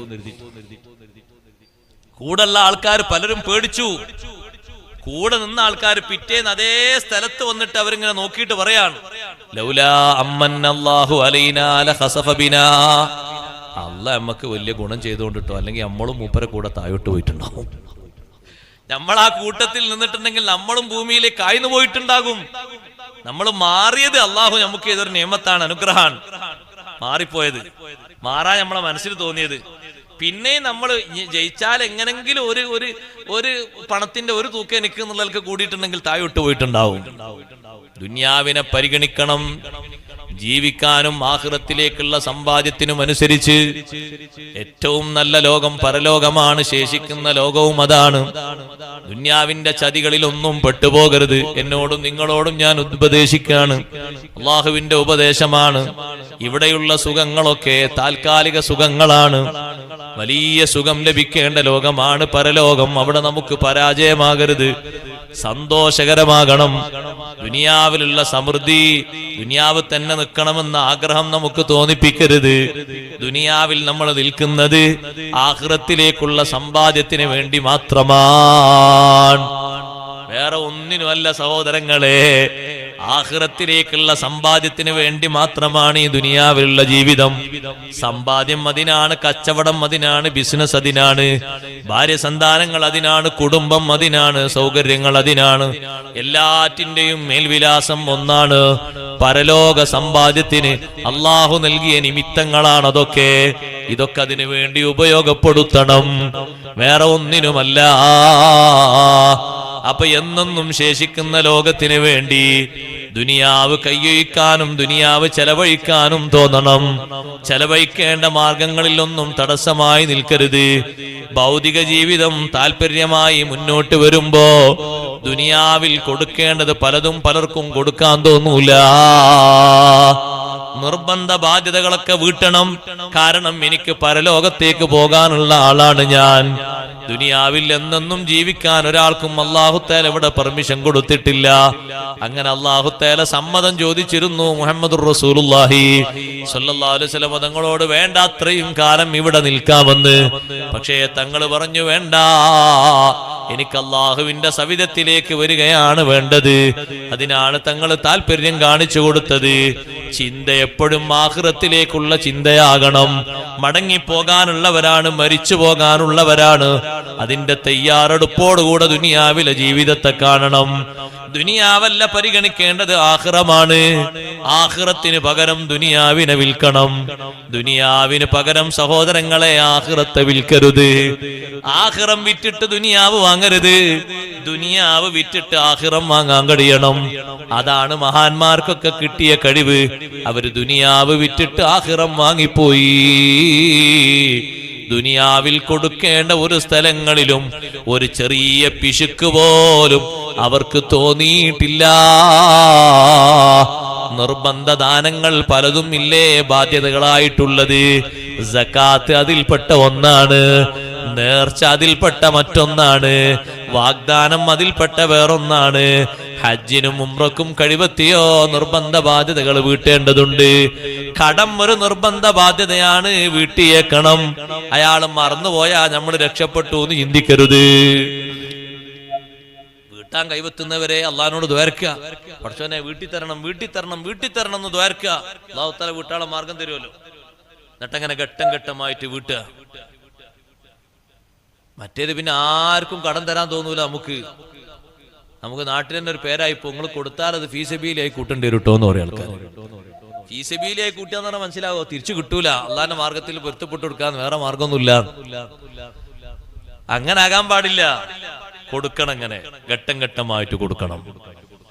ചിലരുണ്ട് ഇവിടെ ഒന്നും അത് ഉണ്ടാകൂല, അതുകൊണ്ട് പിന്നെ ഞാൻ പറയേണ്ടിയില്ല. ചിലരുണ്ട് ചില കടയിൽ നിന്ന് ഒരു പറ്റ് വാങ്ങും.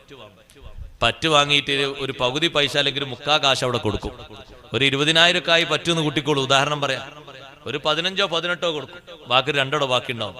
പിന്നെ ആ പരിസരത്തിലേക്ക് ആൾ പോല, പിന്നെ വേറെ കടയിൽ തുടങ്ങി പറ്റ്. അവിടെയും അങ്ങനെ ഒരു 3 or 4 വേറെ ബാക്കി വെച്ചു. പിന്നെ 4ാമത്തെ കൊല്ലം വേറെ കടയിൽ നിന്ന്. എല്ലാ കടയിലും ഇങ്ങനെ 2, 3, 4 ബാക്കിയാണ്. ഇത് കടം തന്നെയല്ലേ, കൊടുക്കണം. ചിലരുണ്ട് വീട് പണിയും മറ്റു പണിയൊക്കെ എടുപ്പിക്കും. എന്നിട്ട് കുറച്ച് കാശ് കൊടുത്തിട്ട് പിന്നെ ബാക്കി എടുക്കട്ടോ, നാളെ കാണട്ടോ, അടുത്ത മാസം ആക്കട്ടോ എന്നൊക്കെ പറയും. പിന്നെ 2 or 3 പ്രാവശ്യം അവരിങ്ങനെ ചോദിക്കും, വല്ലതുണ്ടോ തരാന്, കുറച്ച് കാശിന്റെ ആവശ്യം ഉണ്ടായിരുന്നു. അപ്പൊ മോന് കാശ് അയച്ചിട്ടില്ല, ഇപ്പൊ കുറച്ച് ഡള്ളാണ്, കുറച്ച് പിന്നെ വേറെന്താ പറയണ്ടേ, കുറച്ച് അങ്ങനെയാണ് ഇങ്ങനെ എന്നൊക്കെ പറയും. അങ്ങനെ പറഞ്ഞൊപ്പിക്കും. 2 or 3 തവണ ചോദിച്ച് പിന്നെ അവർ ചോദിക്കാതെ പൊരുത്തപ്പെട്ടെന്നിട്ടൊന്നുമില്ല. പിന്നെ അതൊരു ബാധ്യതയായി ബാക്കിയാവും. താമസിക്കുന്ന വീടിന്റെ ബാധ്യതകൾ ഘട്ടം ഘട്ടമായിട്ട് വീട്ടിക്കണം. ഒറ്റടിക്കൊന്നും വീട്ടാൻ ചിലപ്പോൾ എല്ലാവർക്കും കഴിഞ്ഞോളന്നില്ല. ഘട്ടം ഘട്ടമായിട്ട് പൂർത്തിയാക്കി വീട്ടണം. ഒരു ഹക്കതിൽ ബാക്കി ഉണ്ടാകാൻ പാടില്ല. നമ്മൾ നിസ്കരിക്കുന്ന, കിടന്നുറങ്ങുന്ന, ഖുർആൻ ഓതുന്ന വീടല്ലേ, പൂർണ്ണാർത്ഥത്തിൽ അമലുകളൊക്കെ അല്ലാഹു സ്വീകരിക്കണം. ഒന്നും ബാക്കി വെക്കാൻ പാടില്ല. അവിടെ ഒരു ചെറിയ പണി എടുപ്പിച്ചാലും തുടക്കത്തിൽ പറഞ്ഞു പണിക്ക് ഇത്ര കൂലിന്ന്, പെട്ടെന്ന് എടുപ്പിക്കുമ്പോ പെട്ടെന്ന് ആള് സ്പീഡിലെടുത്തു, നല്ല വൃത്തിയാക്കി എടുത്തിട്ടുണ്ട്. ഇത്ര വേഗം തീരും നമ്മൾ കരുതിയിട്ടില്ല. നിശ്ചയിച്ചത് കുറക്കാൻ പറ്റുമോ? കുറക്കാൻ പറ്റൂല. നല്ല മല്ലുള്ളൊരു വ്യക്തി, നല്ല ആരോഗ്യമുള്ള ഒരാള് ഒരു ലോഡ് വിറക് ഇങ്ങനെ നമ്മളെ മുറ്റത്തൊരു നല്ല തടി വിറക്, മുട്ടി വിറക് കൊണ്ടുവന്നിട്ടുണ്ട്. നല്ല നല്ല മുട്ടികളാണ്. ഇത് കൊത്തിപ്പിച്ച് ചെറിയ ചെറിയ ചെറിയ പീസാക്കണം. അപ്പൊ ഇയാള് വന്നിട്ട് പറഞ്ഞത് കൊത്തട്ടെ എന്ന് വെച്ചു. കൊത്തിക്കോളൂ, എത്ര കാശ് വേണം? 1,000 റുപ്യ. അപ്പൊ മറ്റേ ആള് കരുതി ഒരു 4 ദിവസം 5 ദിവസം കൊത്താനുണ്ടാവും. കാരണം എത്ര ഒരു ലോഡില്ലേ, വലിയ ലോറി കൊണ്ടൊന്നും തട്ടിയതല്ലേ. ഇയാൾ 2 ദിവസം കൊണ്ട് കൊത്തി തീർത്തു. അത് അയാൾക്ക് അല്ലാഹു കൊടുത്ത ആരോഗ്യല്ലേ. ഏത് ജാതിയായിക്കോട്ടെ, കൊത്തി അങ്ങ് തീർത്ത് റെഡിയാക്കി അടുപ്പിൽ വെക്കാൻ പാകത്തിലാക്കി. എത്ര നേരത്തെ പറഞ്ഞ്? 5,000 കൊടുക്കണ്ടേ? 2 ദിവസമായിട്ടുള്ളത് കൊണ്ട് 2,000 മതി, പൊയ്ക്കോളൂ പറയാൻ പറ്റുമോ? 5 കൊടുക്കണം. 4,999 കൊടുത്താ പോരാ, 5 കൊടുക്കണം. പൂർണ്ണമായിട്ട് കൊടുക്കണം. ഒന്നും ബാക്കി വെക്കാൻ പാടില്ല. അങ്ങനെ ബാധ്യതകള് ആഖിറത്തിലേക്ക് വേണ്ടി എന്ന ചിന്തയില് ഒന്നും ബാക്കി വെക്കരുത്, ഒക്കെ കൊടുക്കണം.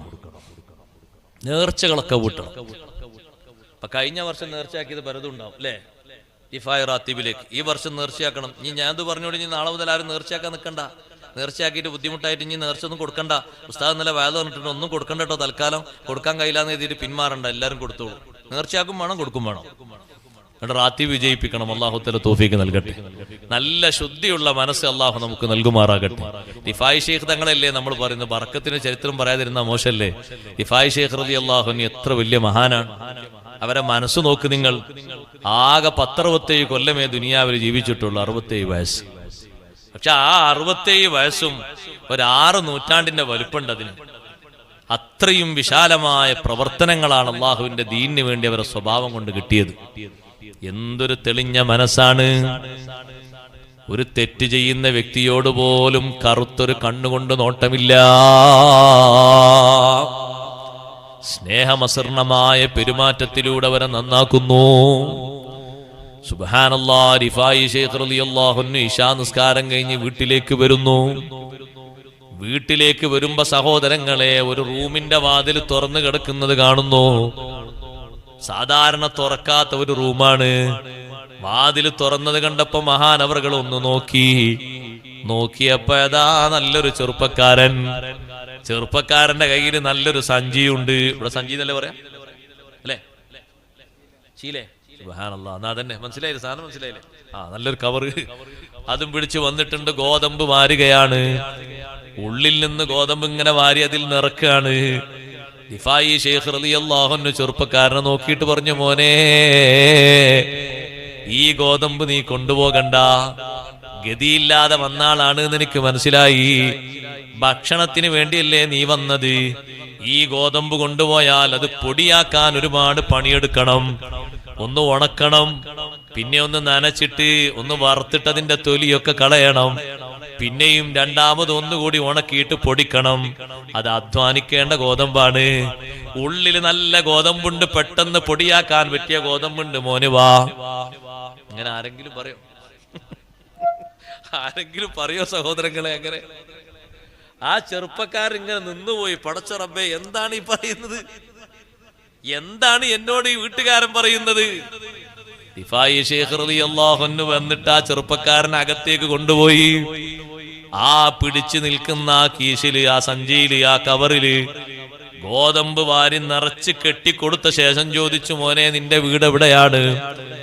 വീട് പറഞ്ഞപ്പോ മനസ്സിലായി, ഞാനും കൂടെ വരാം. അങ്ങാടിയിലൂടെ പോയാൽ ഇത് തോളിലേറ്റിക്കൊണ്ട് വീട്ടിലേക്ക് എത്തൂല. വേറെ ആരെങ്കിലും നിന്റെ തോളിൽ നിന്ന് കൊത്തിപ്പറിച്ച് എടുത്തു കൊണ്ടുപോകും. അപ്പൊ നിന്റെ വീട് വരെ ഈ ഭക്ഷണം എത്തിക്കണ്ടേ, ഈ ധാന്യം എത്തിക്കണ്ടേ? ഞാനും വരാം. ദിഫായി ശൈഖ് റളിയല്ലാഹു അൻഹു കൂടെ പോയി കൊടുക്കുന്നു. വീട്ടിന്റെ അടുത്തെത്താൻ നേരത്ത് ആ ചെറുപ്പക്കാരനും മഹാനും പിരിയാൻ പോകുമ്പോ ദിഫായി ശൈഖ് റളിയല്ലാഹു അൻഹു പറയുന്നു, മോനെ, ഒരൊറ്റ കാര്യം പറയാനുണ്ട്. ചെറുപ്പക്കാരനോട് പറയുന്നു, ആദ്യമായി കതക് തുറന്നിട്ടത് കണ്ടപ്പോ ഞാനൊരു നോട്ടം നോക്കിയില്ലേ? അപ്പൊ നിന്റെ മനസ്സിൽ വല്ല പേടിയും തോന്നിയെങ്കിൽ മാപ്പാക്കണേ. പേടിപ്പിക്കാൻ വേണ്ടി നോക്കിയതല്ല. ഒരാളോടും മനസ്സിലൊരു എതിർപ്പില്ലാത്ത മനസ്സ്, അതല്ലേ സലീമായ ഖൽബെന്ന് ഖുർആൻ വിശദീകരിച്ചത്. അല്ലാഹു പറഞ്ഞില്ലേ, യൗമ ലാ യൻഫഉ മാലും വലാ ബനൂൻ ഇല്ലാ മൻ അത്തല്ലാഹ ബിഖൽബിൻ സലീം. ഒരു കേടുപാടുമില്ലാത്ത നല്ല ഖൽബ്, ഒരാളോടും ഒരു വെറുപ്പില്ല. തെറ്റ് ചെയ്യാൻ വേണ്ടി വന്ന ആ ചെറുപ്പക്കാരനോട് പോലും ദേഷ്യപ്പെട്ടൊരു നോട്ടമോ ഒരു പ്രയോഗമോ ഒന്നും ഇല്ല എന്ന് മാത്രമല്ല, ഞാൻ നോക്കിയതിന്റെ പേരിൽ പേടി വന്നെങ്കിലും മാപ്പാക്കണേ. നിന്നെ പേടിപ്പിക്കാൻ വേണ്ടി നോക്കിയതല്ല. ആരാണ് ഉള്ളിലേന്നറിയാൻ വേണ്ടി ഒന്ന് നോക്കിപ്പോയതാണ്. സുബ്ഹാനല്ലാഹ്. ഈ ഗോതമ്പും ചുമന്ന് വീട്ടിൽ കൊണ്ടുപോയ ശേഷം ചെറുപ്പക്കാരൻ ചിന്തിക്കുന്നു, അല്ലാഹ്, ഈ ഒരു നല്ല മനുഷ്യനാരാണ്? ഞാൻ പരിചയപ്പെട്ടില്ലല്ലോ. ഇന്നലെ വരെ എന്റെ അനുഭവങ്ങൾ ഇതിനെതിരാണ്. കക്കാൻ പോയ വീട്ടിൽ നിന്ന്, കവർച്ച ചെയ്യാൻ പോയ വീട്ടിൽ നിന്ന് അടി കിട്ടിയിട്ടുണ്ട്, ചീത്ത കേട്ടിട്ടുണ്ട്, എന്റെ റൂഹും കൊണ്ട് ഞാൻ ഓടിയിട്ടുണ്ട്. ഇന്ന് സംഗതി അങ്ങനെയല്ലല്ലോ. എന്നോട് അവസാനം ഒരു മാപ്പപേക്ഷിച്ച് യാതൊരു നിലക്കും ഒരു കുറവുണ്ടാകരുത് എന്ന് ചിന്തിച്ച ഈ മഹാമനുഷ്യനാരാണ്? സുബ്ഹി വരെ ചിന്തിക്കുന്നു. ഒന്നുകൂടി ആ മഹാനെ കാണണം, ഒന്നുകൂടി ആ മഹാനോട് സഹവസിക്കണം. സഹോദരന്മാരെ, കാണാൻ വീണ്ടും കൊതിയേറുകയാണ്. പിറ്റേ ദിവസം നേരം വെളുത്ത് അങ്ങാടിയിൽ വന്നു. ഉമ്മു അബീദ ഗ്രാമത്തിൽ വന്ന് ജനങ്ങളോട് പറഞ്ഞു, ജനങ്ങളെ, ഇങ്ങനെ രൂപവും ഭാവവും തലപ്പാവൊക്കെ ഉള്ള ഒരാളുണ്ട്, ഈ നാട്ടുകാരനാണോ? ആളുകൾ പറഞ്ഞു, നിങ്ങൾ പറയുന്നത് അഹ്മദുൽ കബീർ ദിഫായി തങ്ങളെ പറ്റിയാണല്ലോ. അവർക്കാണ് അങ്ങനെ തലപ്പാവുള്ളത്, അവർക്കാണ് അങ്ങനെ വസ്ത്രമുള്ളത്, അങ്ങനെ താടിയുള്ളത്, രൂപമുള്ളത് മഹാനവർകൾക്കാണ്. മഹാനത അവിടെ കാണുന്ന ദർസിലുണ്ടാകും. മുത്തല്ലിമീങ്ങൾക്ക് ദർസ് നടത്തി കൊടുക്കുന്നുണ്ടാകും. നിങ്ങൾ അങ്ങോട്ട് പോയിക്കോളൂ. ഈ ചെറുപ്പക്കാരൻ ചിന്തിക്കുന്നു, ഞാൻ അങ്ങോട്ട് പോയാൽ എങ്ങനെയായിരിക്കും മഹാനവർകളുടെ ഭാവം? എന്നെ ഏതായാലും കുറ്റപ്പെടുത്തൂല എന്ന് ഉറപ്പാണ്. കാരണം ഇന്നലെ ഞാനൊരു കുറ്റം ചെയ്യാൻ വേണ്ടി വന്നിട്ട് പോലും എന്നെ ആ ഒരു വിഷയത്തിലൊരു വാക്ക് പോലും പറഞ്ഞില്ല. പക്ഷെ അന്നത്തെ രാത്രിയോടെ മാറി. ദിഫായി ശൈഖ് റളിയല്ലാഹു അൻഹുവിന്റെ ആ ഒരൊറ്റ സമീപനം കൊണ്ട് ആ ചെറുപ്പക്കാരന്റെ ജീവിതം മുഴുവനും മനസ്സ് തെളിയുന്ന സംശുദ്ധമായ ജീവിതത്തിലേക്ക് വഴിമാറിപ്പോയി. ദർസിലേക്ക് ഞാനങ്ങ് കടന്നു ചെന്നപ്പോ രണ്ട് കൈയും പിടിച്ച് ഒരു മുത്തല്ലിമിനെ സ്വീകരിക്കും പോലെ പുതിയൊരു മുത്തഅല്ലിമു ദർസിലേക്ക് വന്നാൽ ഉസ്താദിന് എന്തൊരു ആത്മവിശ്വാസവും സന്തോഷവുമാണ്. അതുപോലെ എന്നെ സ്വീകരിച്ച് ശിഷ്യന്മാർക്കിടയിലിരുത്തി. പിന്നെ ഞാൻ മഹാനവറുകളെ വിട്ടിട്ടില്ല. അവരെ ശിഷ്യന്മാരെ കൂട്ടത്തിൽ ഞാനും ഒരാളായി ചേർന്നു. ഇങ്ങനെ സമൂഹത്തെ സമുദ്ധരിച്ച ഏത് വൈകല്യമുള്ള ആളുകളെയും നന്നാക്കിയവരാണ് ഔലിയാക്കൾ. അതിൽ വലിയ മഹത്വമുള്ള മഹാനാണ് അഹ്മദുൽ കബീർ ദിഫായി ഖദ്ദസല്ലാഹു സിർറഹുൽ അസീസ്. അതല്ലേ ഖുർആനും പറഞ്ഞത്, ഖദ് അഫ്ലഹ മൻ തസക്കാ, മനസ്സ് ശുദ്ധിയാക്കിയവൻ വിജയിച്ചു പോയി. കറകളില്ലാത്ത നല്ല മനസ്സോടെ നടന്ന് ജീവിച്ച ആൾ വിജയിച്ചു പോയി. അയാളെ മനസ്സിൽ എപ്പോഴും ഒരു ചിന്ത എന്താണ്? വദക്കറസ്മ റബ്ബിഹി, റബ്ബിന്റെ ഇസ്മ അയാൾ എപ്പോഴും ഓർക്കും. അള്ളാഹുവിന്റെ പേര് ഓർക്കാത്ത, അള്ളാഹുവിന്റെ ഇസ്മ ഓർക്കാത്തൊരു സമയം ഇല്ല. ഫസല്ലാ, നിസ്കരിക്കുകയും ചെയ്യും. അങ്ങനെ നല്ല സ്വഭാവങ്ങൾ ശീലിക്കുന്ന വിജയികളിൽ അള്ളാഹു നമ്മെ എല്ലാവരെയും ഉൾപ്പെടുത്തി തരുമാറാകട്ടെ.